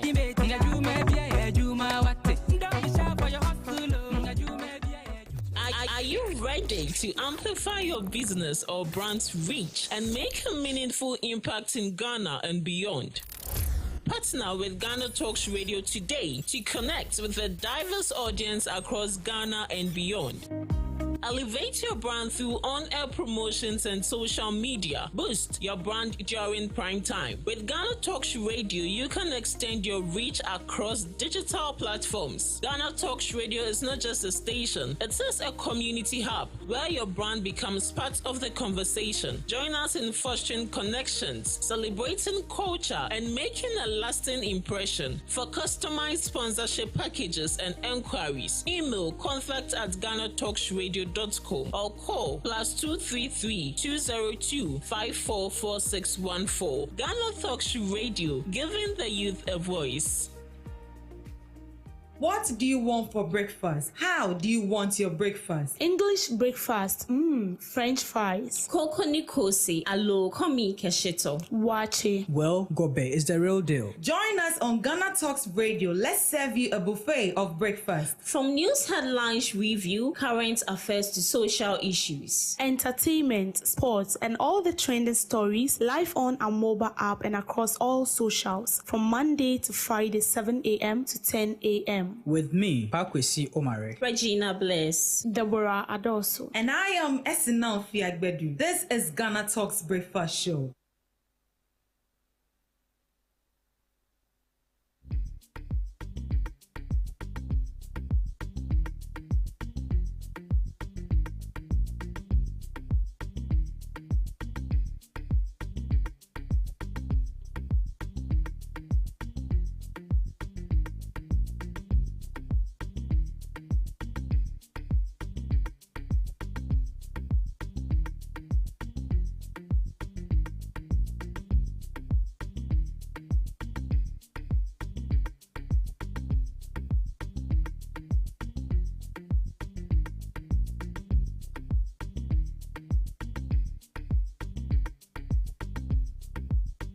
This is Ghana Talks Breakfast Show, your morning companion.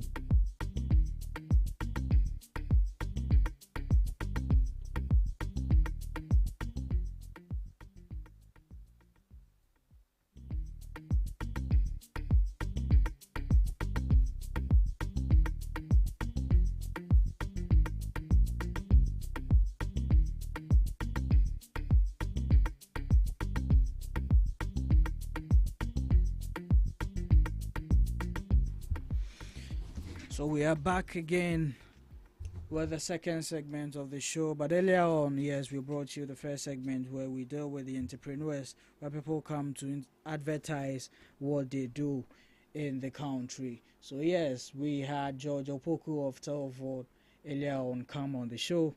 He spoke about what they do, and so you have the lines, their phone lines. Just get in touch with them and they will serve you right. On to the next segment of the show is where we bring you the discussions with issues making waves in the city and in the country. And as usual, I have my able NDC communications team member for the Trobu constituency, Mr. Ayamba Godwin. Good day. Morning, sir. Morning. If you have a call, dear. I said no. When you move, Yeah. You know, me. I won't match you. Oh, but that me call baby. My baby around 1 more, matching 1 more. Oh. And so you know, my not enough sleep, sir. Oh. And then I nearly missed the show, but it's Ghana Talk Radio there. Yeah. I am in person, Mrs. Sir, so sure. I need to do everything possible to be here. Sure. Can you just add the uncle by Sanka or Samida? Okay. Yeah. Oh yeah, of course. But so far, so good on our side. But how has it been with you? I mean, it's been a week since we met.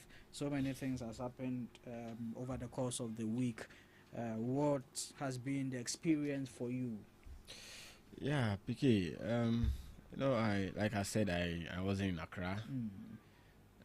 So I was out of Accra to do my personal stuffs. Okay. So I wasn't really in touch with things that, if you ask, I mean, that concerning our party or any other things. So because I wanted to just focus on what I was doing, finish it, and then come back. But I have not heard anything that I think it's not something which should happen. Okay.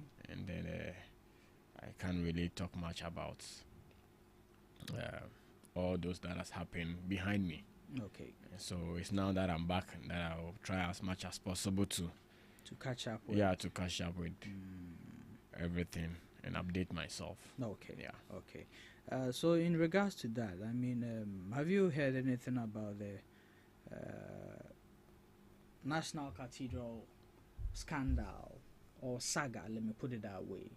I mean, we all know what happened with the National Cathedral under the previous administration, and we were told, we were informed that so far we've spent about $58 million on the cathedral, and now some revelations are coming out which reveals that we've spent much more than the 58 million which was earlier reported and all that. And I don't know if you've been following these matters so far, but what do you make of all these things? Okay, so I overheard people or colleagues were talking about this, but I have still not updated myself. The last time I followed this issue was, when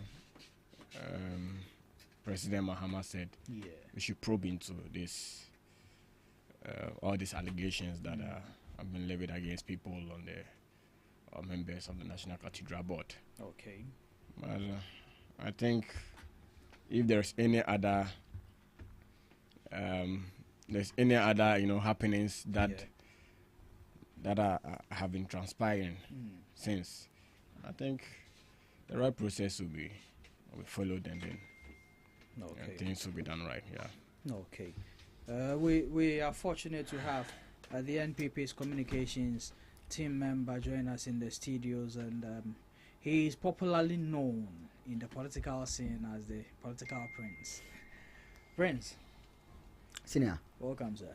Oh, thank you so much. First time in GhanaTalks Radio, so we welcome you. Thank you so much. Thank you so much. How was the journey? Well, it hasn't been easy. Since today is my first time coming here, there are a lot of. I had to get my sense more, and then finally I'm here. I'm glad to be here. Sure, we welcome you too. Thank you. Yeah. So I think over the weekend we met at the Legon Stadium where your party held its conference, and how has it been afterwards? Well, thank you very much. A very good morning to all your listeners, and then also a very good morning to my brother from the wrong side. Yes, as you said, it was a good experience. Brother in the wrong side, from the wrong side. It was actually a good experience. We had a great time with delegates, of which I'm a part of. As our constitution mandates that we are supposed to meet once every year for the National Delegates Conference. Yes, and so it was a constitutional mandate, and then the program was successful. You were there, and so you saw that the success of the program, even though it is not everything that will go into your favor when such programs are organized. Definitely you are dealing with people, and so when it comes to some of these things, people may even have issues, but then honestly I think that the program was a success. And so after the program, well, there are a lot of issues coming up. There are a lot of things. Honestly, as a TESCOM president and then as a youth, one of the things that was being passed that I am very happy is increasing the number of votes that TESCOM institutions have. In our constitution or in our previous dealings, we always have just one person from an accredited tertiary institution representing TESCOM. But now it has been increased to 5. Wow. And then we would also have patrons also voting. So that means that now TESCOM is going to be taken serious. Honestly, when I'm talking about TESCOM, I am very passionate about it because TESCOM is what has groomed me to become whom I am today. When I came to level 100 in University of Ghana, that was when I decided to run for TESCOM organizer as a level 100 student. Wow. And then people were like, hey, small boy, our bus school now. We went through all the storms and then all the things that were happening, and then I won as a level 100 student. Wow. Yes, to become TESCON organizer. Wow. I mean, level 200, I said, no, if as a level 100 student I've been able to become the TESCON organizer, why don't I go for the ultimate, that is the president? So in 200, I went for president, I won. Wow. And then in 300, I'm still the president. So you could see that my 4-year experience on University of Ghana campus, I have served TESCON diligently. I mean, all my dealings through campus, I have been an advocate for the MPP, and so it is a good experience. Currently, I am also the local NUCS president for University of Ghana. I mean, we are doing well. We are doing well, and so it's good. Okay. It's good. Okay. Let me ask this. I mean, talking about some of the aftermaths of the Congress and all, people feel some things were done which were skewed in favor of some other people, skewed against them and all that.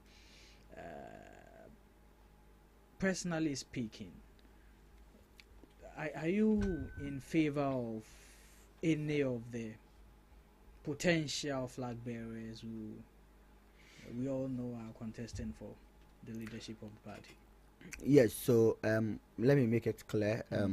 As a youth, I think that when you come out to support a candidate, a presidential candidate, that means that you need to do your findings correct. You need to, know the reasons why you are even supporting the candidate. Because as someone who believes in intellectuals, I think that before you go in for somebody, you need to actually know what the person stands for. And so yes, I have someone that I believe that the person should lead the party, and then that person is Honorable Ken Ohene-Agyapong. Okay. That is my opinion as a student leader and then as a TESCON president. Great. The reason why I would want Honorable Ken Ohene-Agyapong to lead is simple as ABCD. You see, as a youth and then as a student, after school, what next? After school, what do I need? After school, I need job opportunities. After school, I need somebody who can create more opportunities for the youth so that I wouldn't stay home idle. Okay.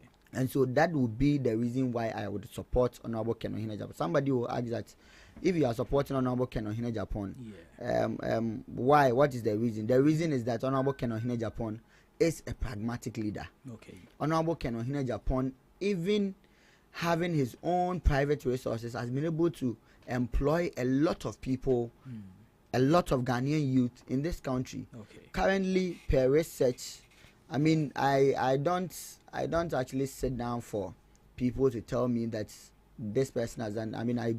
I do my own research to know that whatever that I'm talking about is true. Okay. And then honestly, Honorable Ken Ohene-Agyapong, as we speak right now, has created employment opportunities for over 7,000 people in this country. Wow.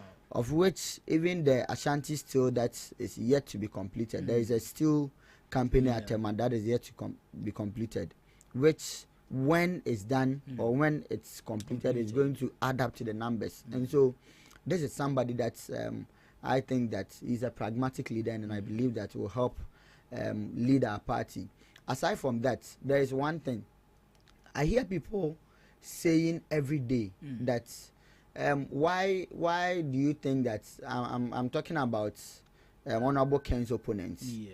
Why do you think that Honorable Ken shouldn't lead? And then you wouldn't hear anybody give you a tangible reason. But whatever they can tell you about Honorable Ken Ohene-Agyapong is that Honorable Ken is too loud. Honorable Ken is not a presidential material. But I want to ask, who defines a presidential material? Okay. Who is a presidential material? Okay. I think that it is about time we get the right people to lead this country. Okay. It's about time we get somebody who has the solutions to our. You see, one of the best solutions in this country that we need to groom and grow our country is getting people employed. Okay. Today, the NDC is saying that dollar rate is down. Is that not the case? But you see, I don't feel the dollar rate because I don't have money. Okay. I don't have money. If I have money, I would feel that there is some kind of dollar. And so my elderly brother who has completed school for like 8 years ago and then do not have any job opportunity, and then you tell the person that dollar is down. Dollar no it doesn't reflect in your pocket. And so that is what I can say, that we need somebody who can create more jobs, who can create more job opportunities for the youth.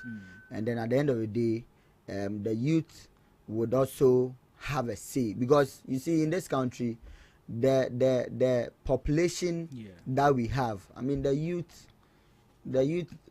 numbers are massive, and then we cannot run a country without the youth. And so I think that the youth deserves better. That is the reason why Honorable Ken Ohene-Agyapong must lead the NPP and lead Ghana in 2028. That is the reason why Honorable Ken Ohene-Agyapong must lead the country Ghana in the coming elections in 2028, coming from Political Prince. He is a TESCOM president for Eugene Legon. And he's a fine gentleman. I mean, you look just like him. Fine man. So I now understand why you are rooting for Ken. But I mean, it's great. It's great to know your stance with him in the party. Now, moving on. Prince, just some 8 months ago, we held an election in this country. An election that your party amassed all their arsenals into its contests, yet came out with a humiliating defeat. And this defeat, as the Ghanaian people will say, came at the back of economic mismanagement. People thought the government has failed them, and so they needed a change in leadership. People believed that most of the things that the leaders were doing in position weren't in favor of the Ghanaian people, and so we need a change in leadership and in positions and all that. And as a party who endured such a defeat and now looking to get power back in 2028, and then your leader in parliament speaks on this matter from a stance that the defeat came not by any governance failure or whatever people want to term it, and this is actually some perfect storm or whatsoever he's trying to let the Ghanaian people understand it is. And don't you think this will even provoke the Ghanaian people, because you and I know what led the Ghanaian people into voting massively for the NDC?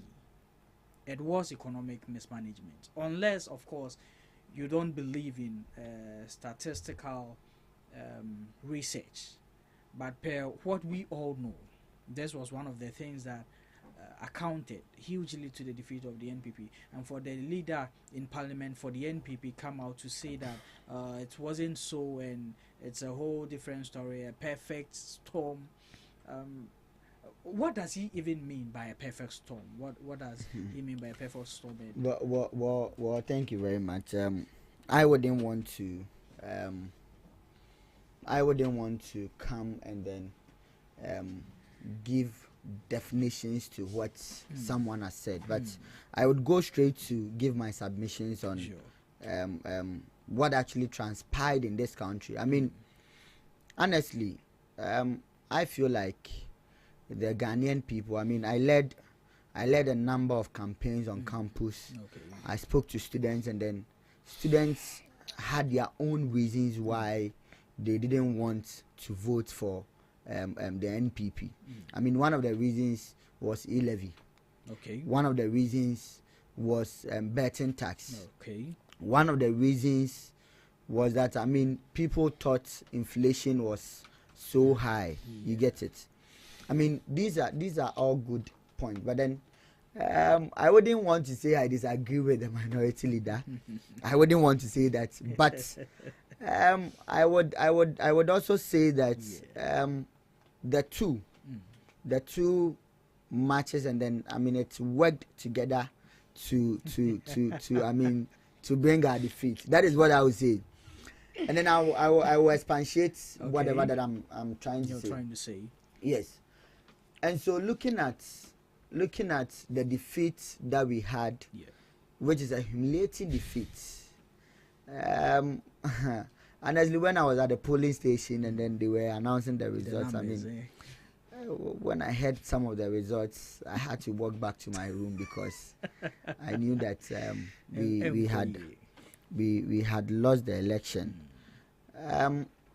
You see, there is one thing that we should consider, and then that is me, honestly. Our humiliating defeat is even one of the reasons why I support Honorable Ken Ohene Japan. Okay. That is a gospel truth. Wow.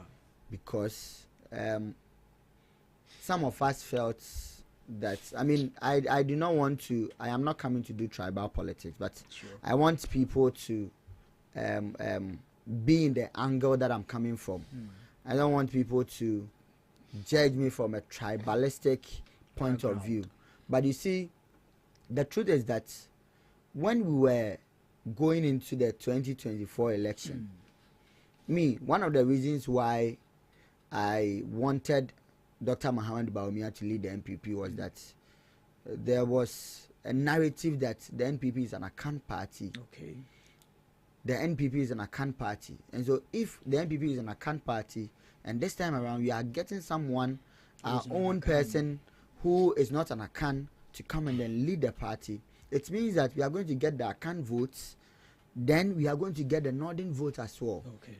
But you see, it is surprising that even the people that we thought would have voted for our candidate who is from the northern region, there are certain places, certain polling stations that we had zero. There are certain places in the northern region that we had zero. Where you had polling agents for the yes, party. We had polling station executives. We had polling station. You see, that is even one of the reasons why myself as an individual, I think that doing the presidential primaries first before we come and then do other elections, I think that it wouldn't help us because, senior, you just look. We went into an election in the 2024, and then there is a polling station, or there are over 30 polling stations in the northern region.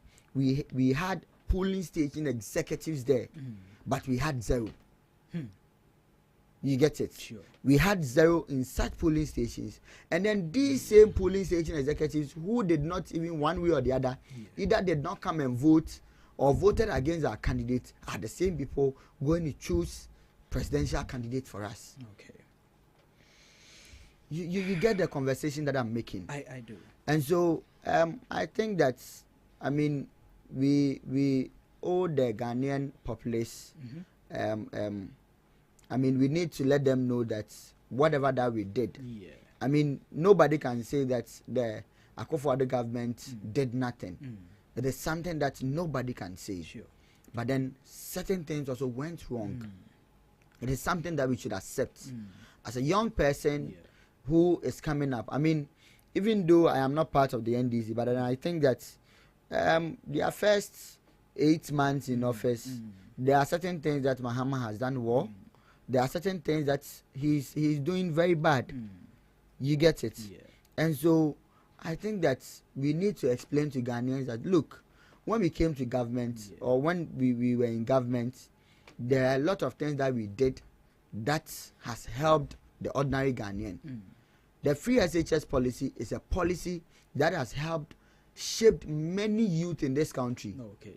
There are a lot of projects. I mean, today when somebody is sick and then wants to go to the hospital, it is very easy because there are ambulances, correct ambulances in this country.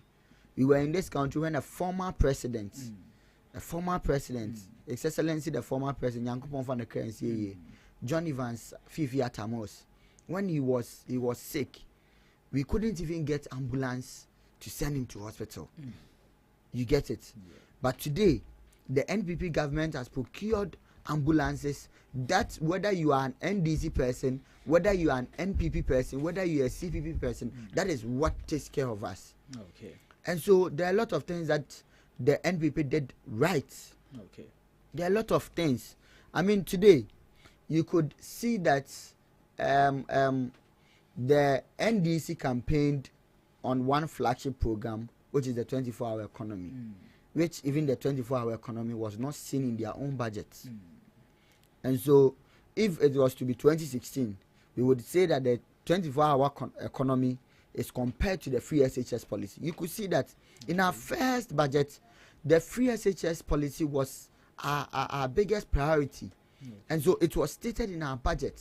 You see, today, everyone is praising His Excellency John Dramani Mahama because e-levy is gone, because betting tax is gone. But the truth of the matter is that when Akufo-Addo resumed office, we had 17 taxes that were being scrapped off. Okay. You get it? We had 17 good taxes that the ordinary Ghanaian was paying, and then it was being scrapped off. Okay. And so I would say that we need to let the Ghanaian people know that the NPP did war, but then it is not everything that was certain. It is not everything that was done correctly. Okay. I mean, there are a lot of expectations that we had. I mean, my own party, even though the NPP is my own party, but then I had my own even personal expectations. Okay. You get Which it? couldn't. I mean, you see, Okay. one of the reasons why I was saying that I feel happy that TESCON votes have increased, and then it is going to help in the mobilization of TESCON is as a matter of that reason. Okay. Because you see, when you look at our current dispensation and in our current situation as TESCON people, we were not taken serious in this country even when our own government was in power. Okay. But now we have the votes. Okay. And so if you want to become a flag bearer, if you want to become a national executive, if you want to become a regional executive, you will need the vote of a TESCON institution. Okay. And so you would factor the TESCON into your dealings. Okay. You see, honestly, myself wrap as it up for me and then. I am wrapping up. Yeah. Myself as a TESCON president, my entire 4 years, as I said, I became TESCON organizer in level 100. My entire 4 years, I have never been on a government scholarship before. Wow. Yes, my entire 4 years, I have never been on a government scholarship before. You get it? Yeah. But you see, even though I may say, let me take this opportunity to thank Honorable Dr. Frida Ohene Afro Prempe, the former member of parliament for Tana North constituency, who is also a former minister of sanitation and water resources. I mean, she's someone that's brought me into the line in terms of politics. She has been a mother, someone who has groomed me all these years. Okay. And then I can state it emphatically clear that she has been the sole caretaker of my education. Wow. You get it? Wow. And so if some of us were to wait and then say that we are waiting for the party to give us scholarship, of course somebody would say that she's also a party person. But the truth is that now in this life, if you don't have personal relationship with someone, it is even difficult for the person to come out and then help you. And so I think that I still stay by my point that we need to let the ordinary Ghanaian know that yes, the Akufo-Addo government did certain things right, but it was not everything that was right. Okay. We lost we've had a humiliating defeat. Okay. I mean, this is a defeat that we need to mobilize ourselves again and then come up, because you see, losing a margin of 1.7 million, margin of 1.7 million, it's very huge. Very huge. And then aside from that, our own people, about 2.1 million people, did not come out to vote. We need to answer some questions. We need to let the ordinary Ghanaian know that yes, because you see, the NDC is not doing anything better. You get the NDC. My brother knows. He knows what I'm talking about. Okay. We are saying that dollar is down, But senior, unless you tell me that you have some of the dollar, and then at this moment it is only Sami Jamfi who has the dollar. Really? Oh yes, it is Sami Jamfi who has the dollar because Sami Jamfi is the only one who can gift $10,000 openly. 10,000. Oh yes. Hey. But we were all in this country. Okay. And so senior, as I said, the dollar is down, but then we don't have the money. Okay. We can't experience the dollar. It's a Sami Jamfi who can experience the dollar. Okay. Thank you there, Prince. Good day. Yeah. The NPP says that they didn't lose the election at the back of any government failure. And, it was just some perfect storm that hit them, something which was divine for them to look at a few things and then reclaim power in 2028. Looking at the party who took inflation to 54%, who took the dollar to 17 cedis, who took fuel to over 16 cedis and all, and then you know how our economy was rank junk and all that, and today they are saying that all these weren't really the matters of which they lost the election. What do you have to say about that? I mean, you won the election, so maybe you people did some magic to win the hearts of Ghanaians. Yeah, okay, so good morning to you and then viewers and all those listening to you. Yeah. A very big good morning to Prince, a political prince. I didn't go no. Political ne say ni mama na. Come tiny ba could be called a program also a political Benghazi. Also feel Lagos. I say ni mana. Vicky. Yes, sir. My brother didn't answer the question. Or he didn't speak to the issue. Oh, so I say, I mean, because he didn't speak to the issue, please. Maybe a Daniel Fantona in Queen. And I'm sure before the end of President Mohammed's term, political prince will join the NDC.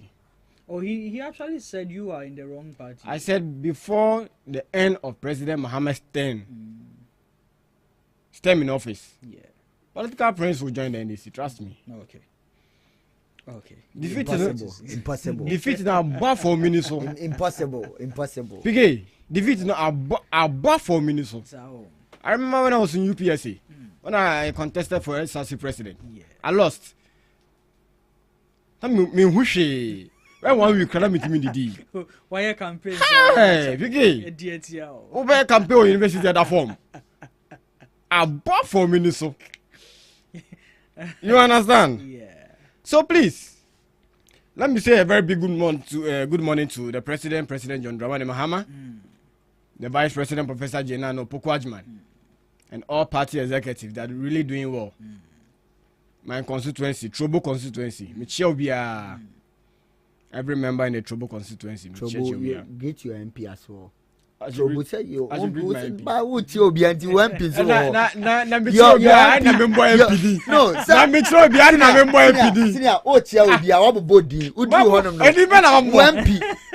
My bomb president, my bomb president, my bomb vice president. Me chairman, me party chairman, my body. Me say party executive. No, now I've now you Trobo constituency, but when PD, because your MP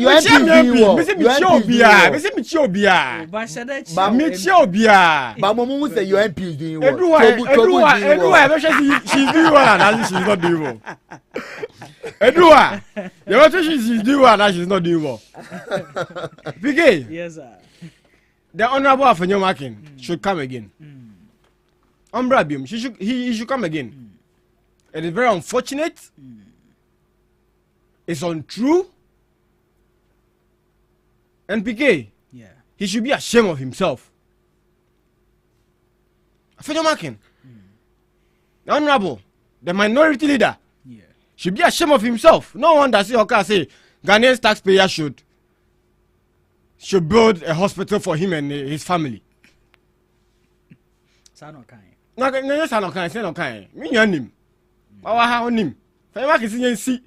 Ghana for hospital man in the bush for. He think there is the Nana Addo Dankwa Akufo-Addo's regime. PK, Yes, sir. today, the Honorable Afenyomakin is telling us that the economy, which was handed over to them, wasn't destroyed because of internal policies, and therefore it was external shocks. I can't think far. PK, Yes, sir. the Honorable Afenyomakin is telling us today that it wasn't because of bad leadership, it wasn't because of corruption, it wasn't because of policy failures. Is that what he's telling us? It's because of their national anthem, Russia-Ukraine war, COVID-19. But wasn't it a part of it?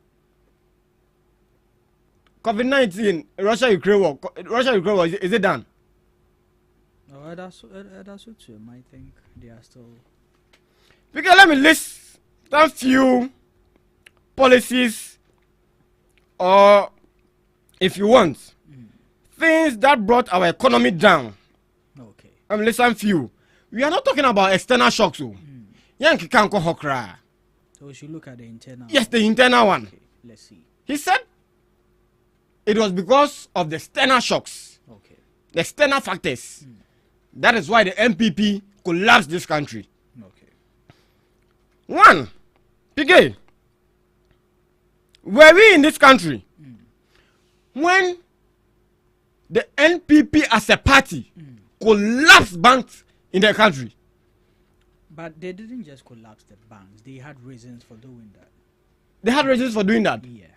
PK, do you know how many banks they collapsed? How many financial institutions they collapsed? PK, Did they have no reason for doing PK, what's the reason? What's the reason? Even in US, at a point in time when banks were supposed to collapse, the government intervened. Okay, so you think they should have intervened and, PK, this caused a lot of unemployment. Okay. Brought hardship to the people. Spent over 300 million Ghana cedis just to collapse bank. When you could use less. PK, when you could use just less of this money to help them survive, you collapsed it. Okay. Nkofusika, traders' money. They couldn't have access to their money. You think hardship will not be a play in the country? MPK, were we in this country again when COVID-19 money was misused? PK, were we in this country when the Auditor General said, look, we have to probe into COVID-19's fund? You think that will not cause the downfall of the economy? But the same COVID-19, which the NPP says was the cause of economy's failure, the same COVID-19 brought us some. Yes, PK. Looking into. Because other external people, other external countries donated or helped Ghana with money. What did we use that money for? Oh, people were fed. They cooked food to feed people. Yes, I know they were fed. Did you get some of them? All African games, people were fed. They used over 15 million Ghana cedis to feed. Yes, to feed just athletes. Feed in India, they will feed them. But some item that wouldn't bring hardship. My brother should answer the question. They should talk about the issue. We are in Ghana. We are here. Yeah. Over 125 ministers. Over 125 ministers. Do you know how much a V8 for every minister? A saloon car. Put a whole burden on our budget. We are spending more than we can organize. Because we are spending more than we can organize. Poor physical discipline. You don't see the market shouldn't sit there and tell us that, look, it was external shocks. E-levy came. Ghanaians say MP. So mo bo but to mo so. Mo betua. Someone some the levy aba. In the obi aba say killer zone tua. Someone some the levy aba. D-levy unu dey be. Unu dey D-levy be. Because if they can pinpoint one project, how much market say how many E-levy na here. Omo pinpoint one project. Na mo ka say ye the E-levy na here. Okay. Ghanaians were crying we didn't want the E-levy because the economy is tough. They sat down, organized a party, E-levy party, try E-levy cake. Cake in a day. Hey. Because try E-levy cake. Hyphenating no crown. Yes. More adagio. Hey. E-levy cake. Prince cake would declare. Because again, corruption. Poto. Corruption. Corruption. If fleti your friend is saying contracts. Now also corruption coming in here. Corruption more the campaign ora mobile enzo. Na more dada and they buy na someone prosecuting the power. Because now we won't go through the process of prosecuting the panel. They buy na now for be now prosecuting. Even agree that case you cry no how many years need? You can relax it. Zagada na mutu de tu. Relax it. What they say? Me mom who said there are systems.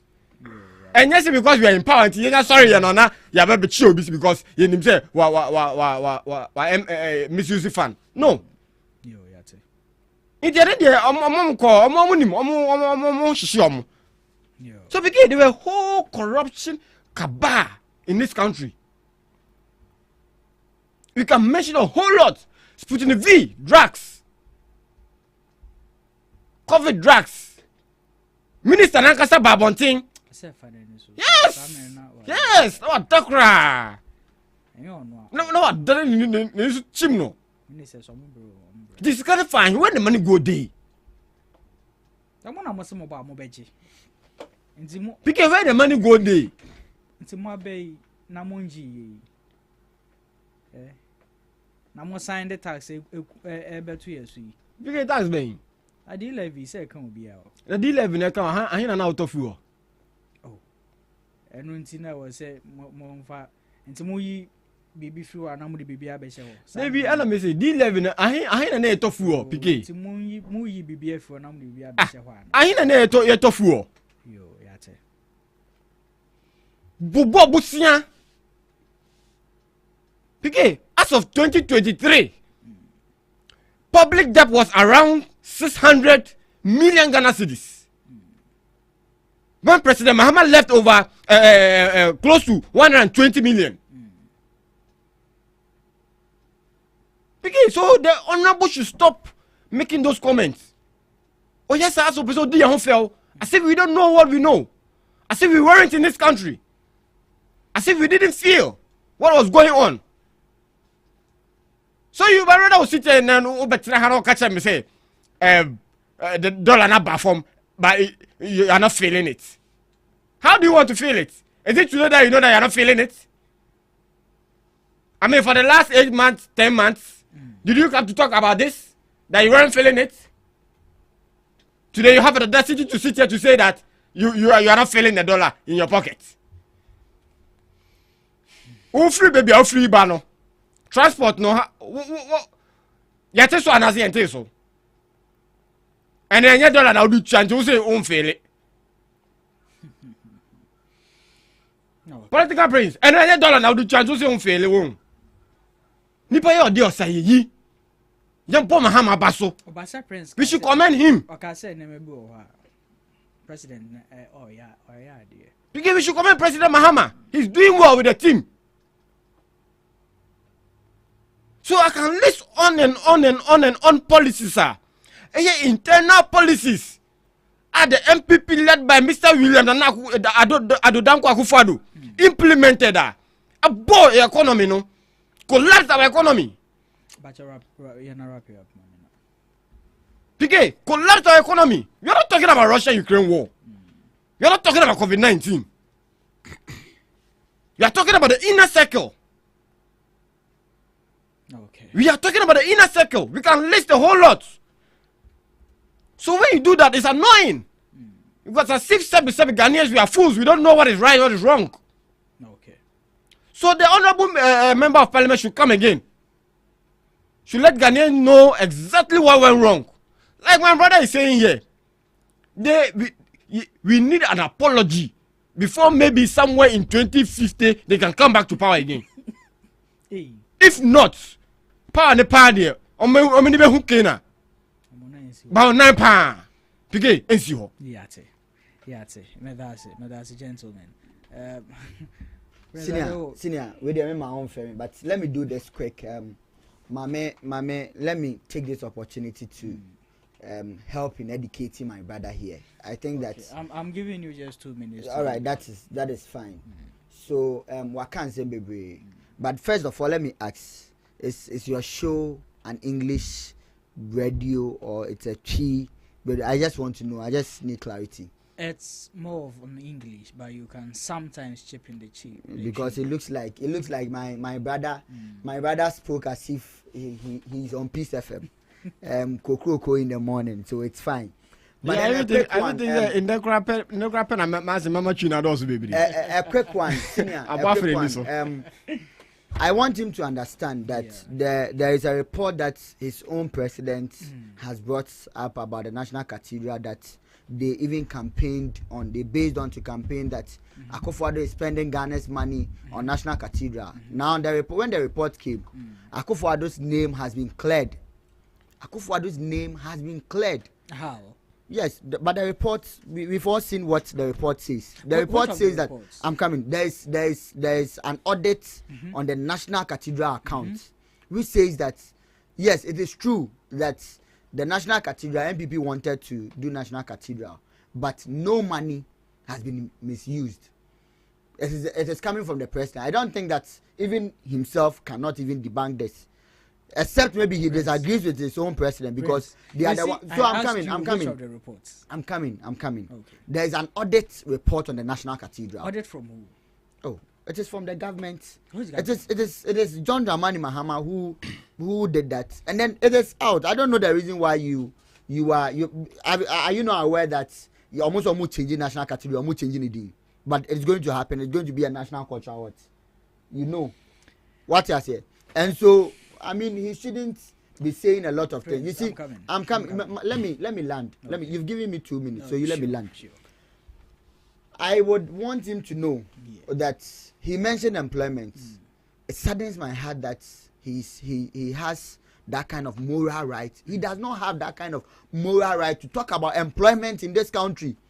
NDC does not have any moral right to talk about employment in this country. Okay.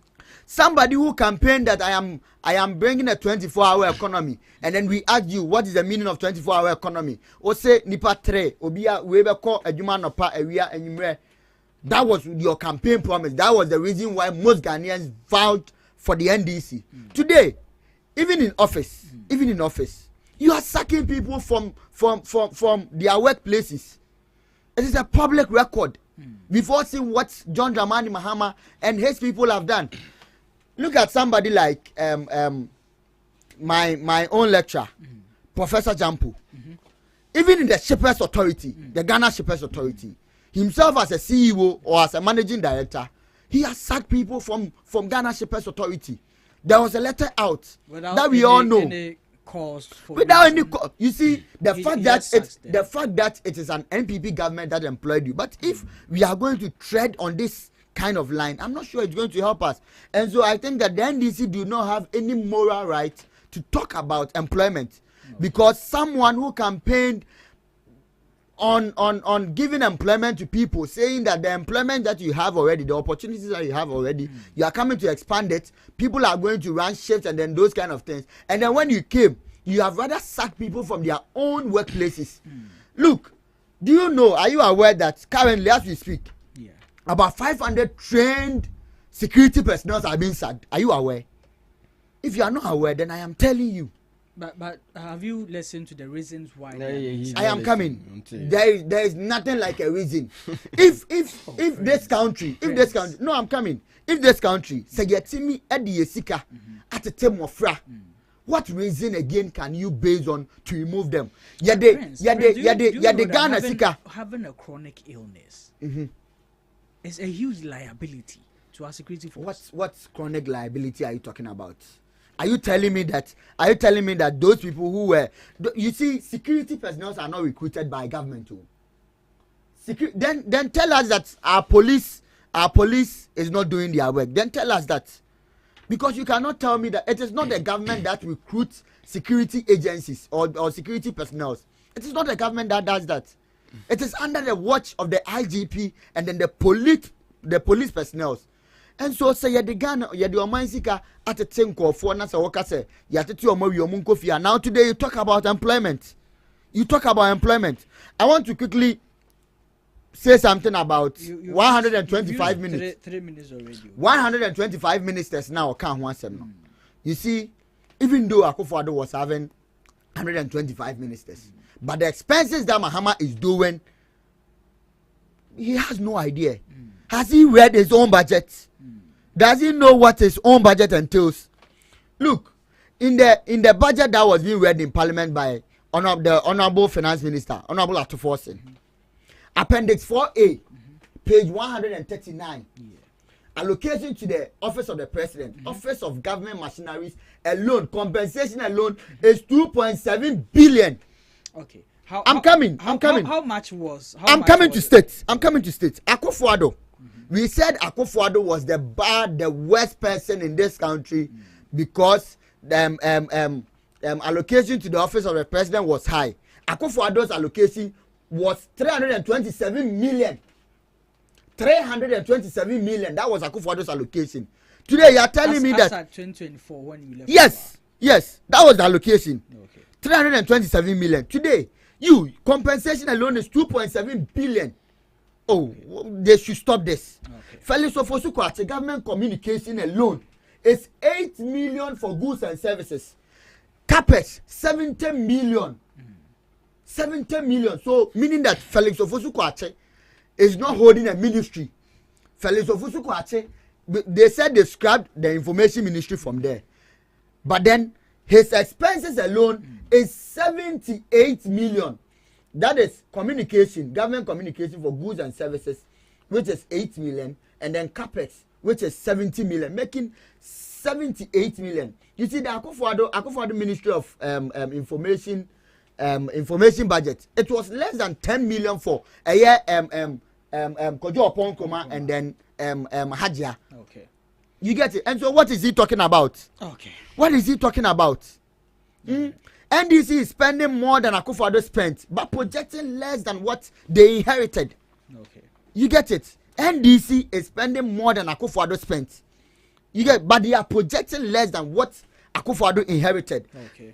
Ghana growth. Kindly end for me. I am ending. Okay. Ghana's growth as and when Akufo-Addo was leaving power was at a growth of 5.7%. But NDC has projected 4%. You sit here to tell us that what? Okay. I mean, I stated emphatically clear that 8 months in office as John Dramani Mahama, His Excellency. I mean, there are certain things that he has done well. I am an NPP person. It doesn't mean that I should hate the NDC government. Okay. But for him to sit here and talk about employment, I mean, he has no moral right. Okay. No NDC person has a moral right. Okay. We were in this country when Sam George said that say Anto Abayi MPP and free soa sebi ye the trumu na baba kroma say today your own government has escaped voting